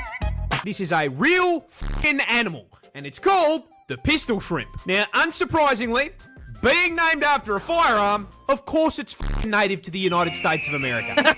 What else do you think That's you're gonna right. find it? However, they can actually be found expressing their Second Amendment rights over the majority of the globe too. Now, coming in at a huge 2 inches, it is not the size of his body that makes him special, but the caliber of the big iron on his hip.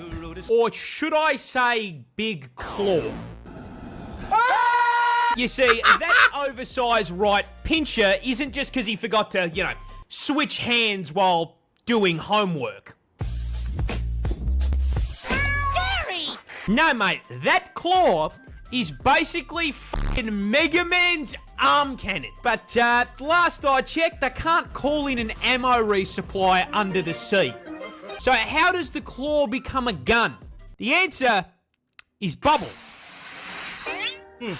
You see, these bad boys hunt smaller shrimp, and they start that hunt by jumping off the fucking battle bus and looking for prey. Once they get within effective range, they will literally cock their claw like the hammer on a revolver. Weapon ready, they line up the shot, take aim, and... What? They snap their claws together so fucking fast, it causes an underwater vacuum, creating an explosive cavitation bubble hotter than the surface of the sun. This bubble is then launched at the enemy at over 100k an hour. What the bubble then connects with the smaller shrimp and fucking flashbangs it. This either kills it outright or stuns it long enough to be consumed. Poor little fucker got quickscoped by Faye Shrimp. This shrimp.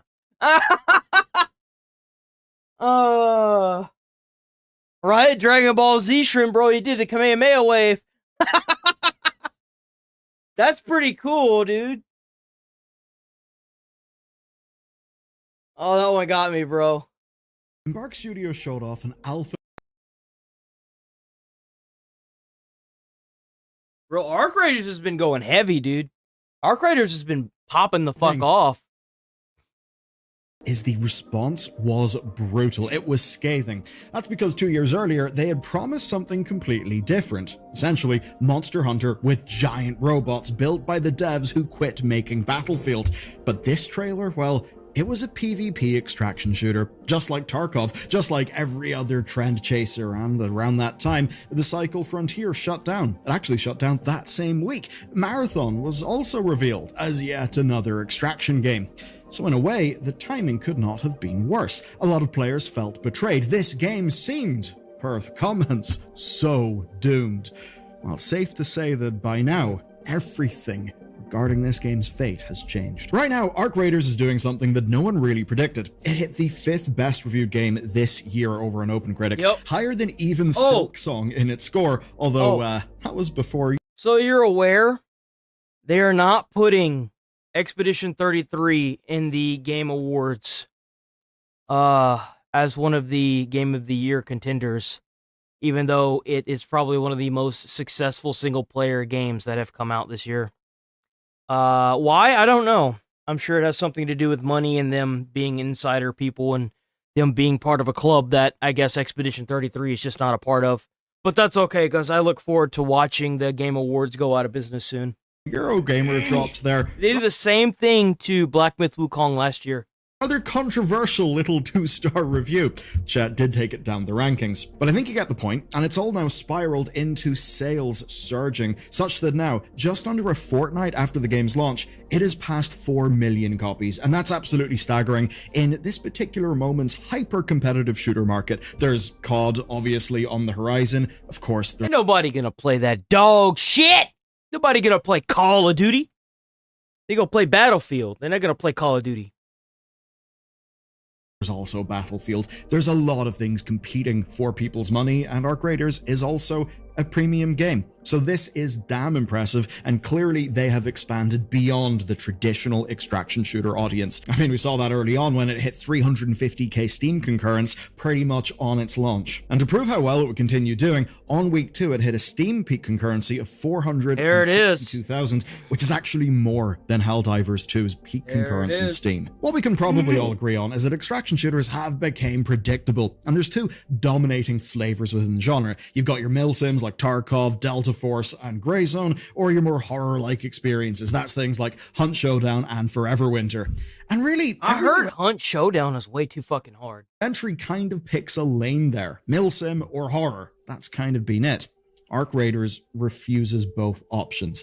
It's third person instead of first. That's fairly different. Players see their character. That's big because it means you feel ownership over your character. Aesthetically, it's cassette punk sci-fi, post-apocalypse. It is bursting with color. There are interesting designs. There are giant robots dominating the landscape that just look awesome. Nothing about those things screams milsim or horror, but they look okay. They look alright. Ark still does respect the genre expectations, and it still produces the same emotions within a player. So your shield and health management still matters. Inventory Tetris, which is the best form of inventory management, is still there. And if you are not afraid of those robots, you will very soon learn to be. They are goddamn impressive, even just in... Yeah, from what I understand is you can't even take on the little drones until like you get like 20, 30 hours into the game. How they move. So Arc Raiders has taken the extraction formula and it's made it approachable. It's wrapped it up in something that is entirely different. And the thing is, these changes go far, far deeper than just the aesthetics. And a part of the reason why is actually the development team behind the game and how they've done this. Now, you've probably seen that most of those Learn to Code Quick courses are absolute bollocks. And that's why today's sponsor, Boot.dev, that lands operate professional developers from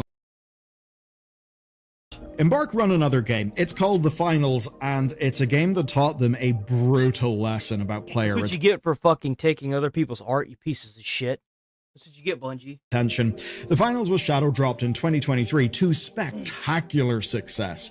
It was kind of stunning in many ways. Just look at the destruction from Battlefield devs. And for a few months, that was amazing. But look at this chart. It absolutely fell off. And it took from that fall off until 2025 for the game to reach profitability again.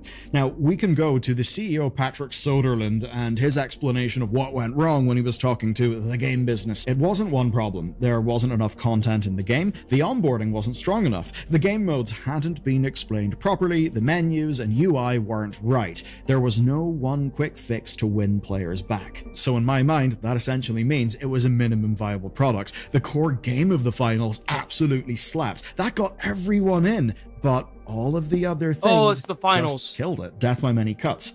And with Arc Raiders, we've basically seen that Embark have absorbed every lesson, and they've basically developed the game really slowly. And it's especially crucial for a brand new IP finding its audience. Cough, cough, Concord. But there is a controversial thing that this game is continuing, and it's something that was present in the Finals. That is AI voicing. So whenever you hear voices in this game, yeah, that's actually AI stuff. But basically the way that this is that Embark worked with their actors to do the voices and to train the model. That then leaves Embark basically with these voice models for the different characters, which then means if they need new voice lines, they can basically just crank them out. Now, we don't actually have specifics on the deal that the artists signed, but I think when we look at this, it's fairly obvious why a company would like something like this. So, voice lines, right? They scale absolutely exponentially with character count and map complexity. I've got it in very good authority that, for an example, Overwatch 2 really suffered from just how many goddamn character lines they would have to record for just about any new thing that they would do. Of course, in a game like this, you've got to think about new maps, new POIs, all of that stuff, and how, in the old-fashioned way, yeah, you would just need to get actors back in again and again and again and again. Clearly, Embark does not want to do that. Maybe that's a resourcing thing. Maybe it's just development preference, and they just... I think people are just going to have to get used to the fact that AI is going to be the new thing. Honestly. I hate to say it, but they can't keep jobs on life support if there's something that can do it better and cheaper. And it sucks to say that. I mean, and you can't say that that's not what's happening, because, like, look at all the illegal immigrants that are here now that we're having to get out. Like, don't want that whole other layer of organization. Obviously, though, not everyone agrees with their solution to this problem. Now, I think it's sometimes been a bit misreported that this is done to not end up paying actors. Of course, in the first instance, it was done with paid actors who literally signed up for this thing to be done. That being said, could it be to help them skip out on future payments for actors? Maybe for those same actors? Yeah, perhaps. And I hope that those actors were able to charge a hell of a premium for allowing the model training and the model use, because that's really the only way I could see it making sense for them. That being said, I do think that Ark's success has not been massively held back by criticism over the AI thing. And broad industry perspective-wise, I think people are going to see Ark's success as evidence that general audiences don't care, at least in the context of a game like this. So really, no matter what way you fall in the issue, I think we can probably agree on what the market and other, game companies will take away from this as a lesson. But to move on, we've got to cover how they've managed to get around the original 2023 complaints that basically were saying this game would be dead on arrival. Now, when we look to the game, we see that the opening gradually unfolds each major concept and system. It's masterful player onboarding. You learn how to behave in the world, no one gets lost, the mission design reinforces collaboration from the start, the achievements literally reward you for extracting with strangers, but then here's where it gets kind of fascinating. And it's as Alenia pointed out when doing their analysis. Ark's design actually addresses the original 2023 complaint. Because you may remember, those players who wanted Monster Hunter with robots were pissed off. They did not want this PvP game. But what we now see is that they've actually got a place in this game as well. Perhaps even to the point where they could feel real vindicated. That's because the biggest barrier to joining an established extraction shooter in 2025 is that the community already has its rules. You've got a codified meta, the player behavior is just kind of locked in. But with Ark, it's new, and we're seeing the standards form in real time. So we've now got people actually arguing whether PvP is hurting the experience or not. That's the funny thing. Embark built a game where hardcore extraction fans and PvE players can coexist. But I think their smartest move for keeping both groups happy, well, it's a real smart one, but it hasn't even launched yet. Right, so extraction shooters share a bit of a fundamental problem. Oh, are they gonna bring out a PvE mode only? Ooh, I might actually play it if that's the case. And that is that the core loop is building your power and your mastery, right? You get your loot, you extract, you upgrade, you repeat, but eventually you hit the ceiling, right? You max out your gear, you've got nothing left to chase, and just going out kind of becomes pointless. It means that whenever new content drops, you're maxed out, you just steamroll things, and that ends up being boring for you and miserable for the people that you are steamrolling. And it's a bit of a nightmare for devs to balance, and that's led to a bit of a genre convention that I'd say is a nuclear option. And that's just doing global progression wipes, right? Everyone going back to zero, fresh content, level playing field, and the most engaged players love it. Different genre, but just look at Rust's players. They're another group who kind of love having a fresh grind every new wipe. But if you're not a hardcore of those games, you probably just winced at the idea of months of work being kind of deleted. Yeah, no, I wouldn't be okay with that at all. Not one bit. Nope. Even if you never reached max gear. I mean, what's the point of starting? Do you just want to live in an endless treadmill? What we know is that treadmill is totally fine for the hardcores who just love the moment to moment. It seems to be blocking a lot of wide adoption. And that is where Ark gets really interesting. So their solution is called Expeditions. They're 8-week seasons with a choice. If you hit level 20, you unlock new challenges for 8 weeks. If you complete them by week 8, then you choose your fate. And that is to either keep everything, so your gear, your levels, your power, or to wipe voluntarily, meaning you'll lose your levels, lose your skills and your inventory, but keep all of your cosmetics, your account-wide unlocks, plus a small buff to help you in the next regular system. So basically, it's Call of Duty's prestige system being implemented for an extraction shooter. If you need the grind, if the journey really is why you play, you can reset and actually get rewards for that. But if you hate losing your progress and you just want to accumulate like the biggest character there is, then you get to keep your stuff. And That's both cool. camps basically get to stay happy. That's smart, and it may just be Embark's way to keep this game going in the long run, and basically it not being another version of the finals. Though to really know how it's going to do, we're going to need to see if it will survive the genre's single most important game finally hitting its full release. So far, Arc Raiders has cleared just about every challenge and done something remarkable. In a year packed with great games, it has brought people to a genre that everyone thought was played out, that people were extremely cynical about, and they've made Extraction approachable, but they've done that without alienating the hardcore audience. They've found success in an impossibly competitive market, but it could always have risked being a big fish in a small pond. And this is where things will get interesting, because this weekend, the pond will be invaded. It'll be invaded by Escape from Tarkov. It's finally hitting version 1.0, and what that means is its full Steam release.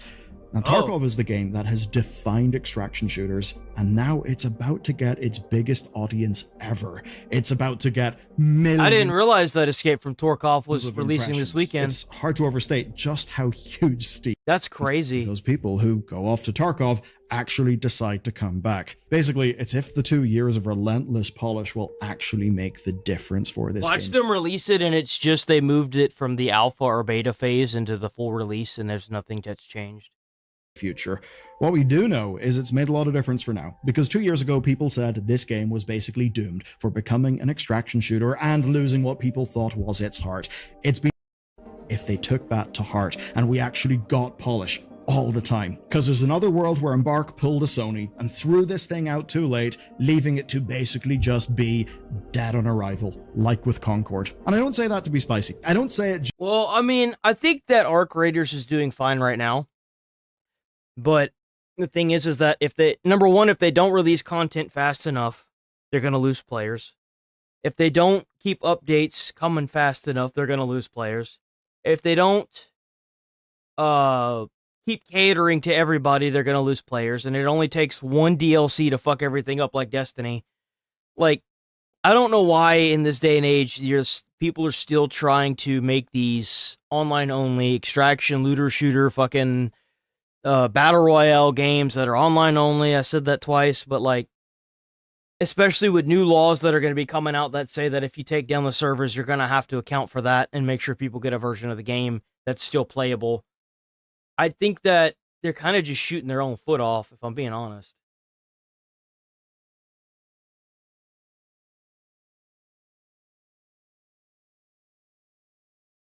What the hell is this?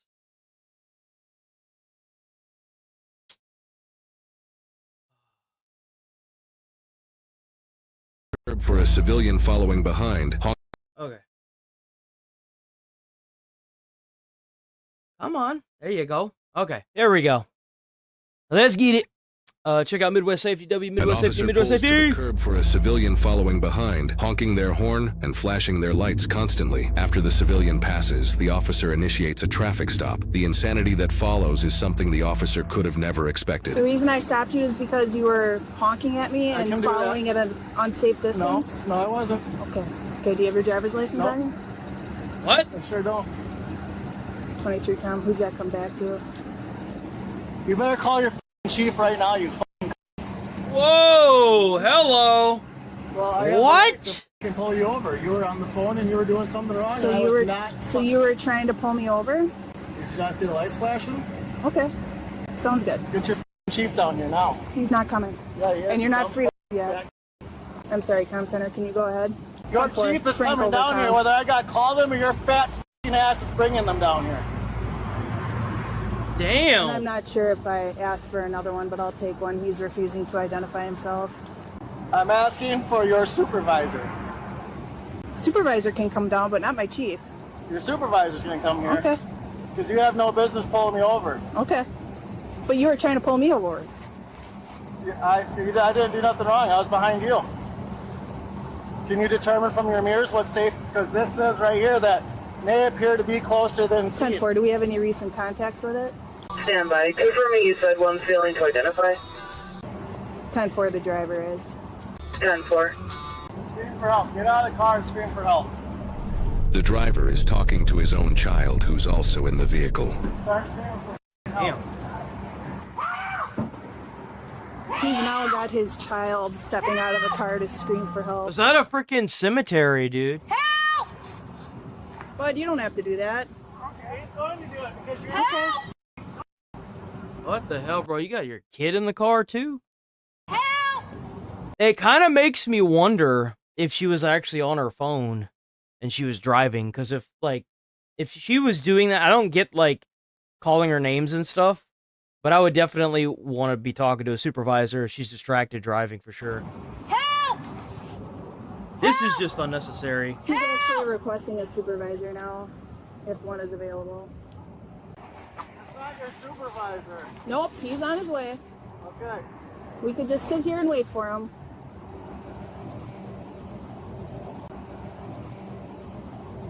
Because you were doing something illegal. I wasn't. I was behind you. Okay. Honking my horn at you is not illegal. I'm allowed to honk my horn all I want. Okay.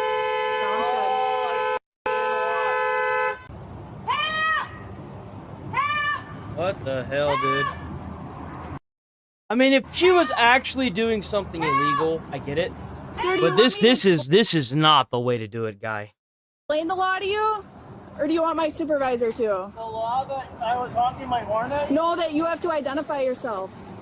Only if I had committed a crime, which I have not done. I told you the reason. No, that's not a crime. Honking the horn at you is not a crime. Okay. You do realize that, right? You're just getting yourself more tickets. What law is honking the horn at you? Okay.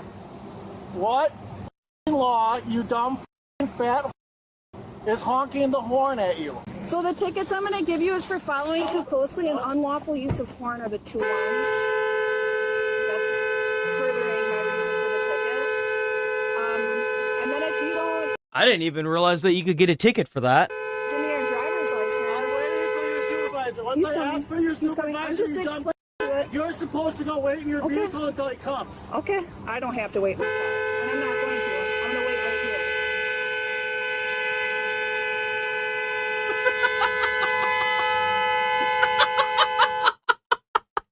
Yo, we got like the male Karen.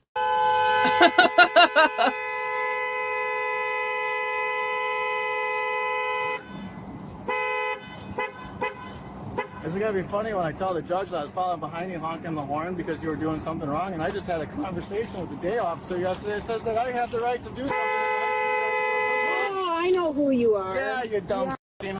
Okay, perfect. I know who he is. I'm gonna go back to my squad real quick and get some tickets. You can't write me tickets. I asked for your supervisor, you fat man.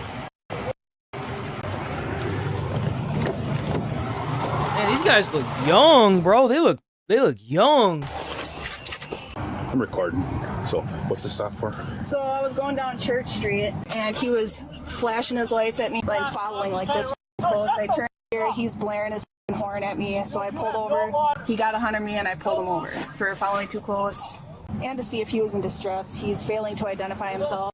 I just happened to know because Kim had said she dealt with somebody who was very uncooperative, and I think it's him. Can I take him to jail for not identifying himself? We know who he is. Now, So, I'm going to give him an obstruction ticket it's up to you. and following too close. Yeah, if you wanted to start working on those, and we'll get him out of here. This fat yesterday was on the phone with me yesterday, and that's why she's here now. Hey, Joe. What's up, man? I'm the supervisor. You want to talk to somebody? Yes. Can I get What's out going for a on? second? Just stay put. I can talk to you right here, Okay, man. I was coming off of Ellis He Street. sounds incoherent. He sounds like he's been drinking.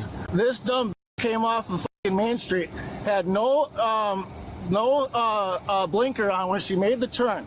She was as well on her phone. I followed her down the road because I talked to somebody yesterday that made it very clear that if I had a problem with one of the officers that I can most definitely make a complaint about it. Okay. So I was following her down the road to figure out who she was, and I was flashing my light and honking my horn. Were and you now she behind thinks- her or in front of her? I was behind her. Okay. And now she thinks she has the right to give me a ticket for honking my horn. I got every right to honk my f***ing horn. How close were you to her? I was a car lengths behind her. Okay. She swerved and hit the f***ing curb like a dumb bitch with her car over here. Yeah, so he could go around me. And I was nowhere close to being by her. Did I drive any closer to anybody else than I do any other day in the world?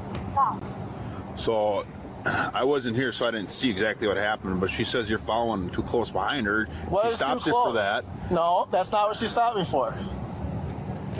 For said flashing your lights or what? She said I was honking my horn at her because I was trying to get her to stop. I was not. She did say that. I think she might have been doing something on her phone.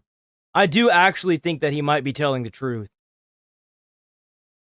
It's actually really unfortunate that you can't, there's no like cab camera that shows what they were doing.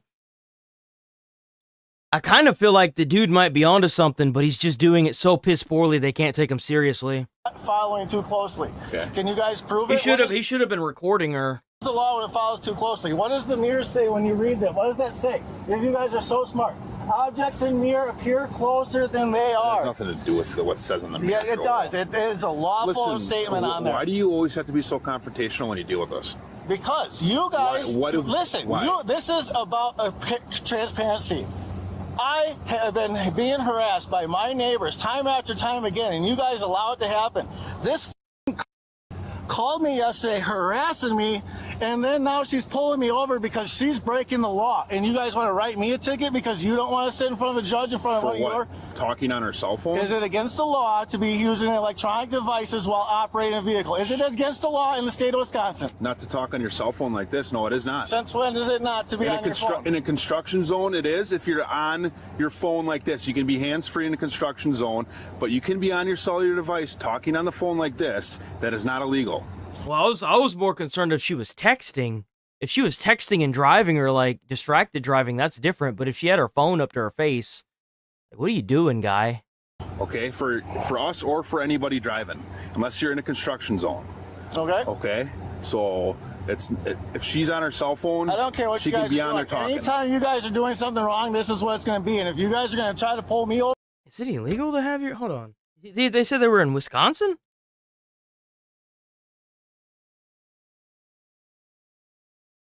Is it illegal to be on your cellular device if you're driving in Wisconsin?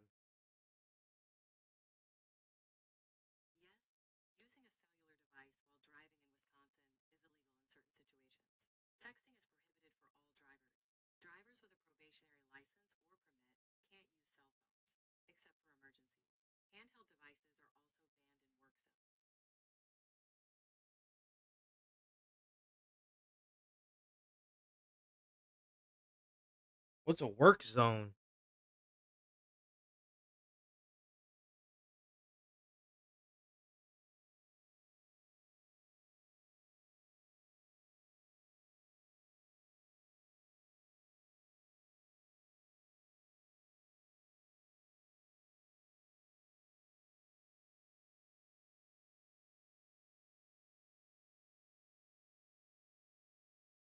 Holy shit, he's right.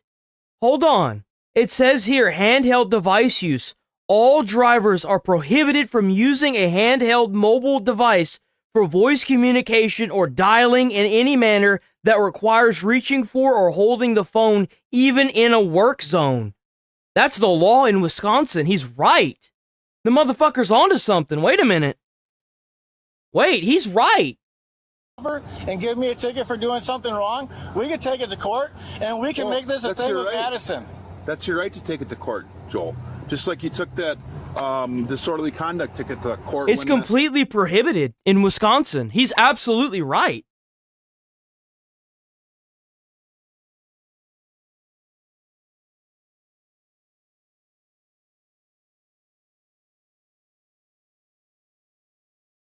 That's crazy. It's the specific Wisconsin cell phone law. Texting is illegal for all drivers. And then it's got like a bunch of bullet points, and one of them says handheld device use. And it says all drivers are prohibited from using handheld mobile device for voice communication or dialing.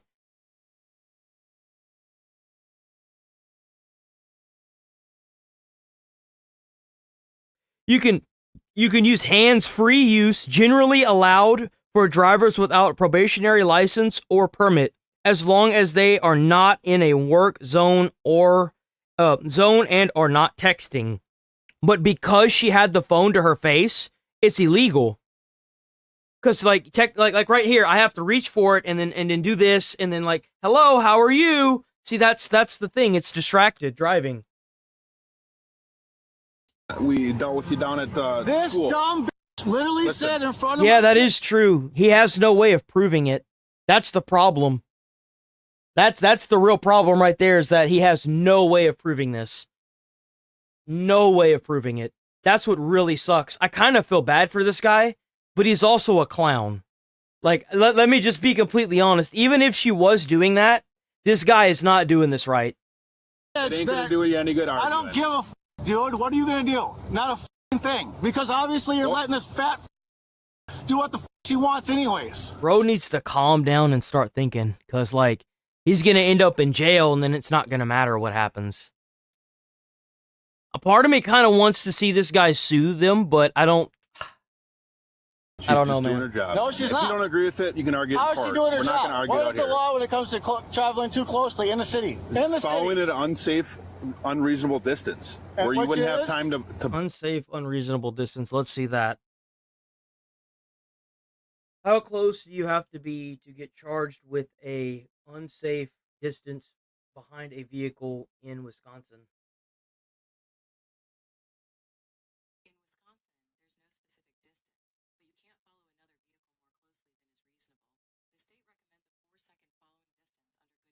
So it's like it's the 4 seconds following distance. So like there's no specific thing. I'm kind of surprised there's not like, I'd imagine they keep it vague to charge people that are, you know, doing stuff like this just because they can. That's annoying. Oh, so in that fact. So like based on that, he could be as far as like 3 car lengths behind and still be charged a ticket. Back there, That I sucks. didn't have time to go around her. I don't know. I wasn't here. Ask that fat she hit the curb. Let me see. I can ask her. Go ahead. What difference is it going to make? Because that proves that I was. So 8 minutes.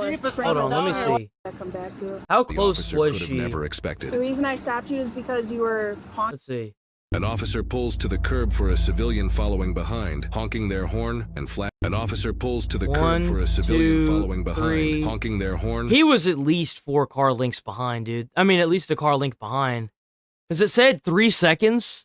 So, like, when she stopped, An officer pulls to 1, the curb for a civilian 2, following 3, behind, honking like, their horn and flashing. and then the clip also cut as well. So, like, keep that in mind.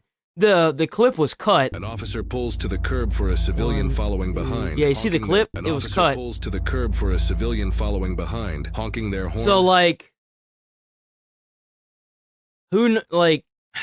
I think this guy might be in the right, but because he's going about it so badly, they're going to arrest him and he's going to be charged anyway, which really, really fucking sucks.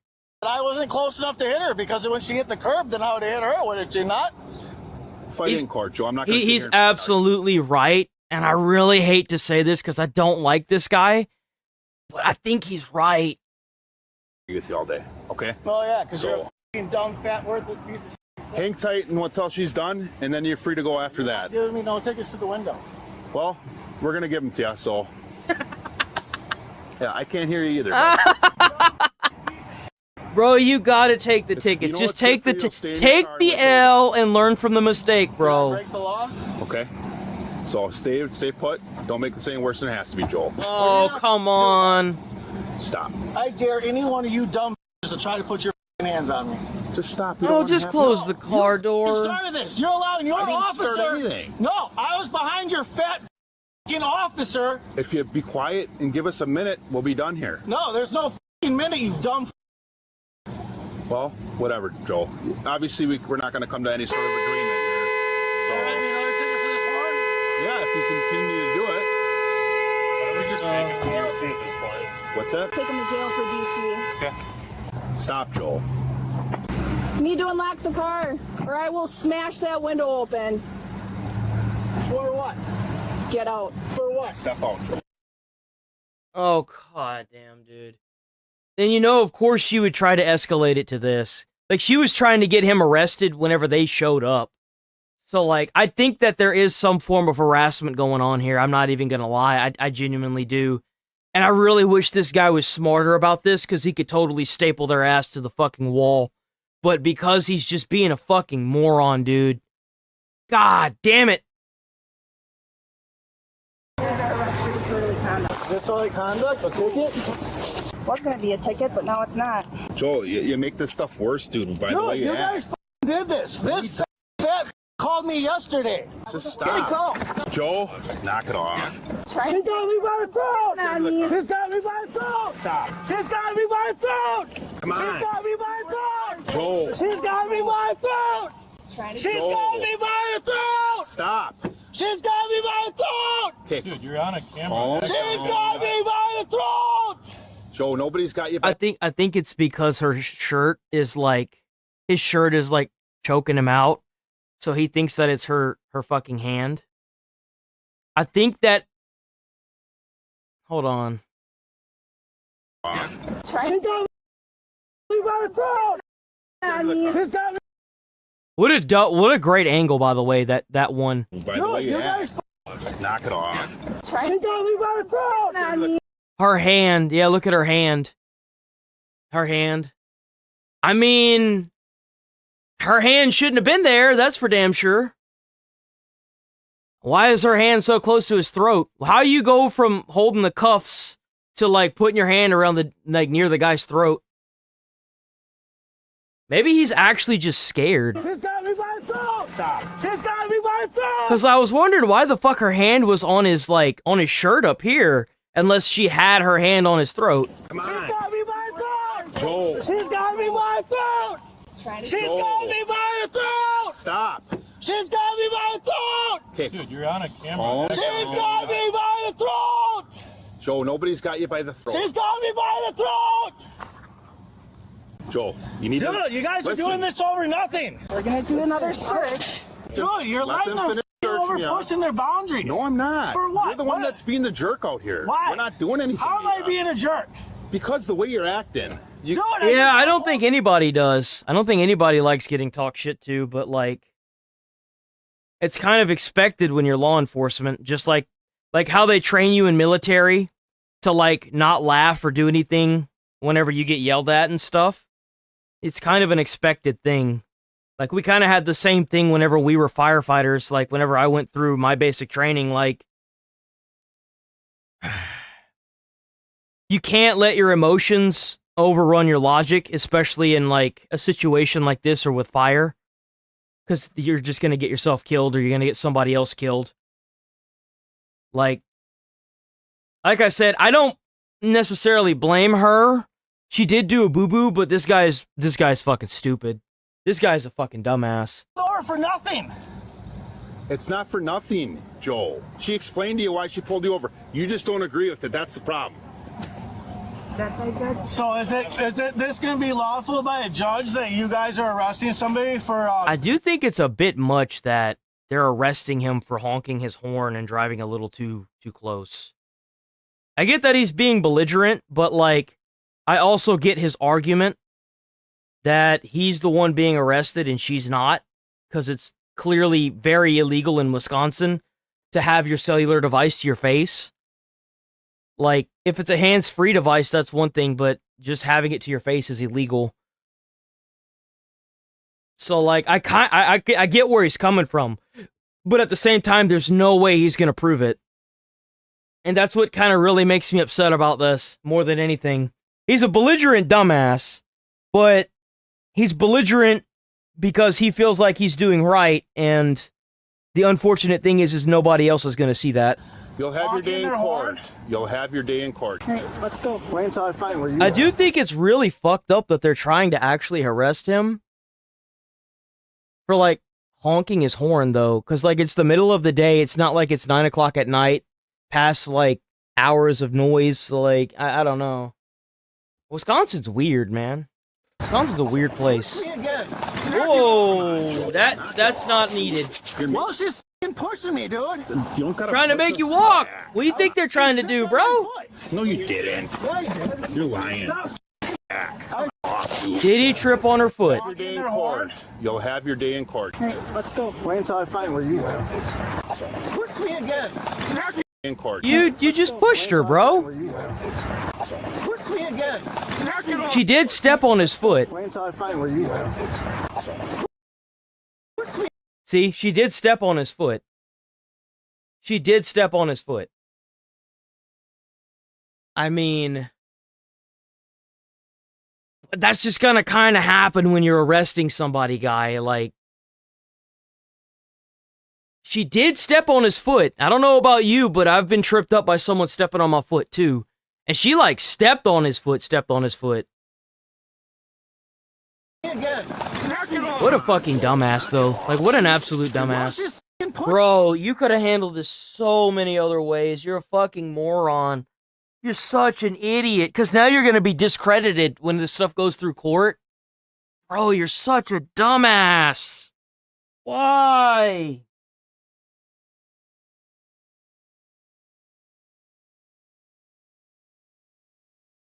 Oh, no, you dumbass, bro. Pushing me, dude. You don't gotta push us back. I fucking tripped on my foot. No, you didn't. Yeah, I did. Well, you could have tripped on her foot, but the only reason why she stepped on your foot is because you pushed her, you dumbass. Battery to law enforcement, too. What? Stop! It hit me! Joe, get in the car. They're punching me! No, we're not. Sit down. Get your feet in Bro, now. just sit down. Put your feet in. Joe. Oh, Lord have mercy. What a drama queen. We're just trying to get you in the car. Nope, that's on camera! It is. That was my throat, you dumb. Get in. Put your feet in, Joe. No. Now. Stop, dude. Then put your feet in. Stop. We don't want to have to pull you Dude, you guys are harassing me. Joel, slide in your feet, please. Bro, you're harassing yourself by acting this way. Stop being a fucking moron. He's making everything so much worse on himself. Jesus. Dude, I will headbutt you. Do it. See what happens. Oh, bro called that bluff. Oh, man. About to get tased, dude. Dude, I want my kid. You can't. You're being too crazy. He's got to be on some kind of drug, bro. He's got to be on some kind of drug. There's no fucking way this guy's not on something. The way his speech is slurring, he's either got some kind of like fucking blood pressure or blood sugar problem. He might be diabetic. He could have like some kind of drug in his system. Something is going on with this. They need to drug test this man. Seriously. Jesus Christ. Right? Roll my window down so I tell my kid to stop. I'm trying to tell my kid to stop. Roll my window down. No. I'm going to tell him to stop. You heard him. He has disabilities. Stop. I'm going to sue you. I'm going to sue you, you stupid. En route to the jail. You think the judge is going to be very happy this all started over honking my horn? I don't know. You think my lawyer is going to be happy with that? I don't know. Because I can tell you right now, it's not. You know, low key, I hope this guy has like the best lawyer in Wisconsin. I hope he actually has enough money to have a lawyer. I do. I hope that he's able to manage to turn this around somehow. But if he still gets charged for being a dumbass, I want that. But I wanna know more about this. I'm so curious to see what happens. I wanna know the secrets. An officer remained with Joe's child until his grandmother arrived to pick him and the vehicle up. Joe was charged with resisting obstructing an officer, disorderly conduct, and battery to a law enforcement officer. While the suspect never sued over this matter as promised, court records indicate the suspect has been repeatedly sued in court for injunctions against abusive conduct, failing to pay rent, repeated issues of failing to pay child support, Damn, there it is. Well, guy's just a piece of shit. disputes over child paternity, failing to pay rent, and civil evictions. See, I kind of wonder now if he didn't make that shit up on purpose so that way he could try to sue the police department. Maybe he came up with that entire story of her using her phone to try and sue the police department so that way he could get money to pay for all that stuff. Both 2023 and 2024, the suspect was prohibited against engaging in conduct or contact with certain victims he had previously targeted. The suspect also has an extensive criminal history, listing dozens of suspected misdemeanor and felony charges. In the incident. Oh, that bro needs to go to jail forever. Why the fuck this motherfucker out, bro? It's only a matter of time before he kills somebody. Put this bitch in jail forever. I was completely wrong about this. Hell no, put this bitch in jail. What's he doing out? Put him in jail. Forever. In the body Send him to work the camp. suspect ultimately pleaded guilty to resisting or obstructing an officer twice. Wow. The matter was fully adjudicated last month, and he was sentenced to 12 months of probation, required to write a letter of apology, attend anger management. Oh, I bet that hurt him. Ooh. Work to obtain full-time employment. In a society obsessed with standing up for yourself, why do so many people confuse self-advocacy with public tantrums? And then this guy actually goes and uses his own child to instigate an already bad police interaction. Some people don't Yeah, wake no, up fuck wanting that guy, peace. dude. They need to take away that child. Bro, fuck that guy. Put his ass in jail. Why'd they even let this guy... They let this guy out on probation with that laundry list? Bro, get out of here. Seriously, what the fuck? Gotta be They kidding me actually with wake that. up looking for conflict, like it's oxygen and they're running out. And when you've been a cop long enough, you recognize it before they even speak a word because it's all in the eyes. What hit hardest wasn't the insults. Officers get called every name in the book, and some no one's even heard yet. What hit hardest was a child, because there's a special kind of heartbreak watching a child get taught that fear is a tool and disrespect is a strategy. Now, in my opinion, kids don't learn by lectures, they absorb behavior. And when a child watches their own father turn a traffic stop into a street corner performance, they don't see strength. They see and quickly learn instability, and they carry it into their lives, and it just continues on. Cops never get to wait for harm to happen. If someone's ignoring law... I think personally, I'm gonna disagree with that. If you're being taken advantage of by someone like an employer, you need to learn how to stand up for yourself, but you have to do it in a way that doesn't involve you yelling and screaming. That's my thing. It has to be done in a way that doesn't involve yelling and screaming. It does. That's definitely not the right way, but I think every child should know, at least by the time they turn 18, that if you feel like you're being taken advantage of by an employer or by, you know, someone like police, that to not be scared and like voice what you think, but voice it in a way that isn't belligerent. orders and flinging unstable emotion anywhere it'll stick, that's when intervention becomes duty. Now, I don't believe this guy even learned a lesson, but loud No, never he equals didn't. right, and crazy never equals courage. And in this world, staying level-headed keeps you free, losing control gets you handcuffed, a record, and a judge deciding your future. Because loudmouths never win, they just fast forward their downfall. Well, there it is.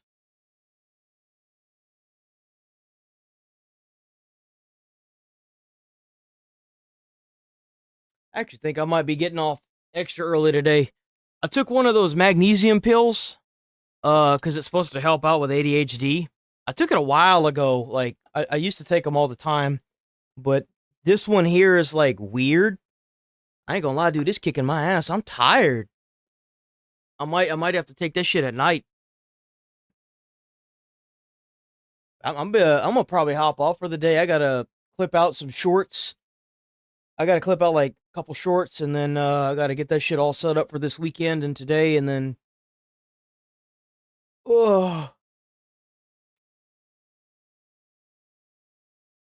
Do magnesium tablets help you sleep? I heard magnesium is supposed to be good for like ADHD and mental health. Like, yeah, I'm feeling it, dude. Like, it was a capsule, and I was like, oh, it's okay. I always used to take this in the morning, bro.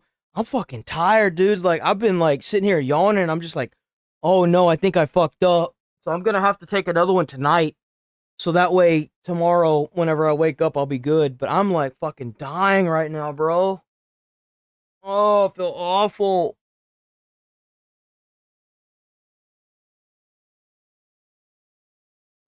Maybe those magnesium tablets will help me sleep. So if it's making me this tired, and I took my like ADHD meds too, and it's making me this tired, bro, I'd probably be conked out if I didn't have my ADHD pills right on me. Fuck, dude. I didn't know that. I didn't know they were supposed to help with sleep. Fuck. I might have just fucked myself. Oh no. Damn it. Alright, well, I'm gonna roll up out of here for the weekend. Have a good weekend. Lots of good things planned the next week, hopefully. I will be back on Monday. Stay safe out there. Have a great weekend. Don't drive anyone too crazy. Hold on, wait. I'll be back on Monday. Try to put a smile on someone's face. You might change their whole day or their whole life. Who knows? I'll see you boys on Monday. Peace. Thanks for watching, Nigel.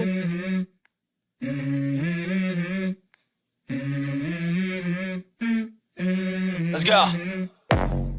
I wake up to a little bit of drool on my pillow, feel like it's gonna be a bad day. Yeah, I'm tired of shit, and the coffee ain't hit yet, damn, ain't that great. I don't wanna go to work, cause my boss is a jerk, and I'm not even that paid. I need a change in my life, cause I don't feel alive, and there's nothing that makes me happy. Hold my beer for a minute, I'm about to quit my job, cash in for a ticket. I'm going on a trip, and I don't plan to visit. I'm gonna stay there till I feel like I'm winning, and this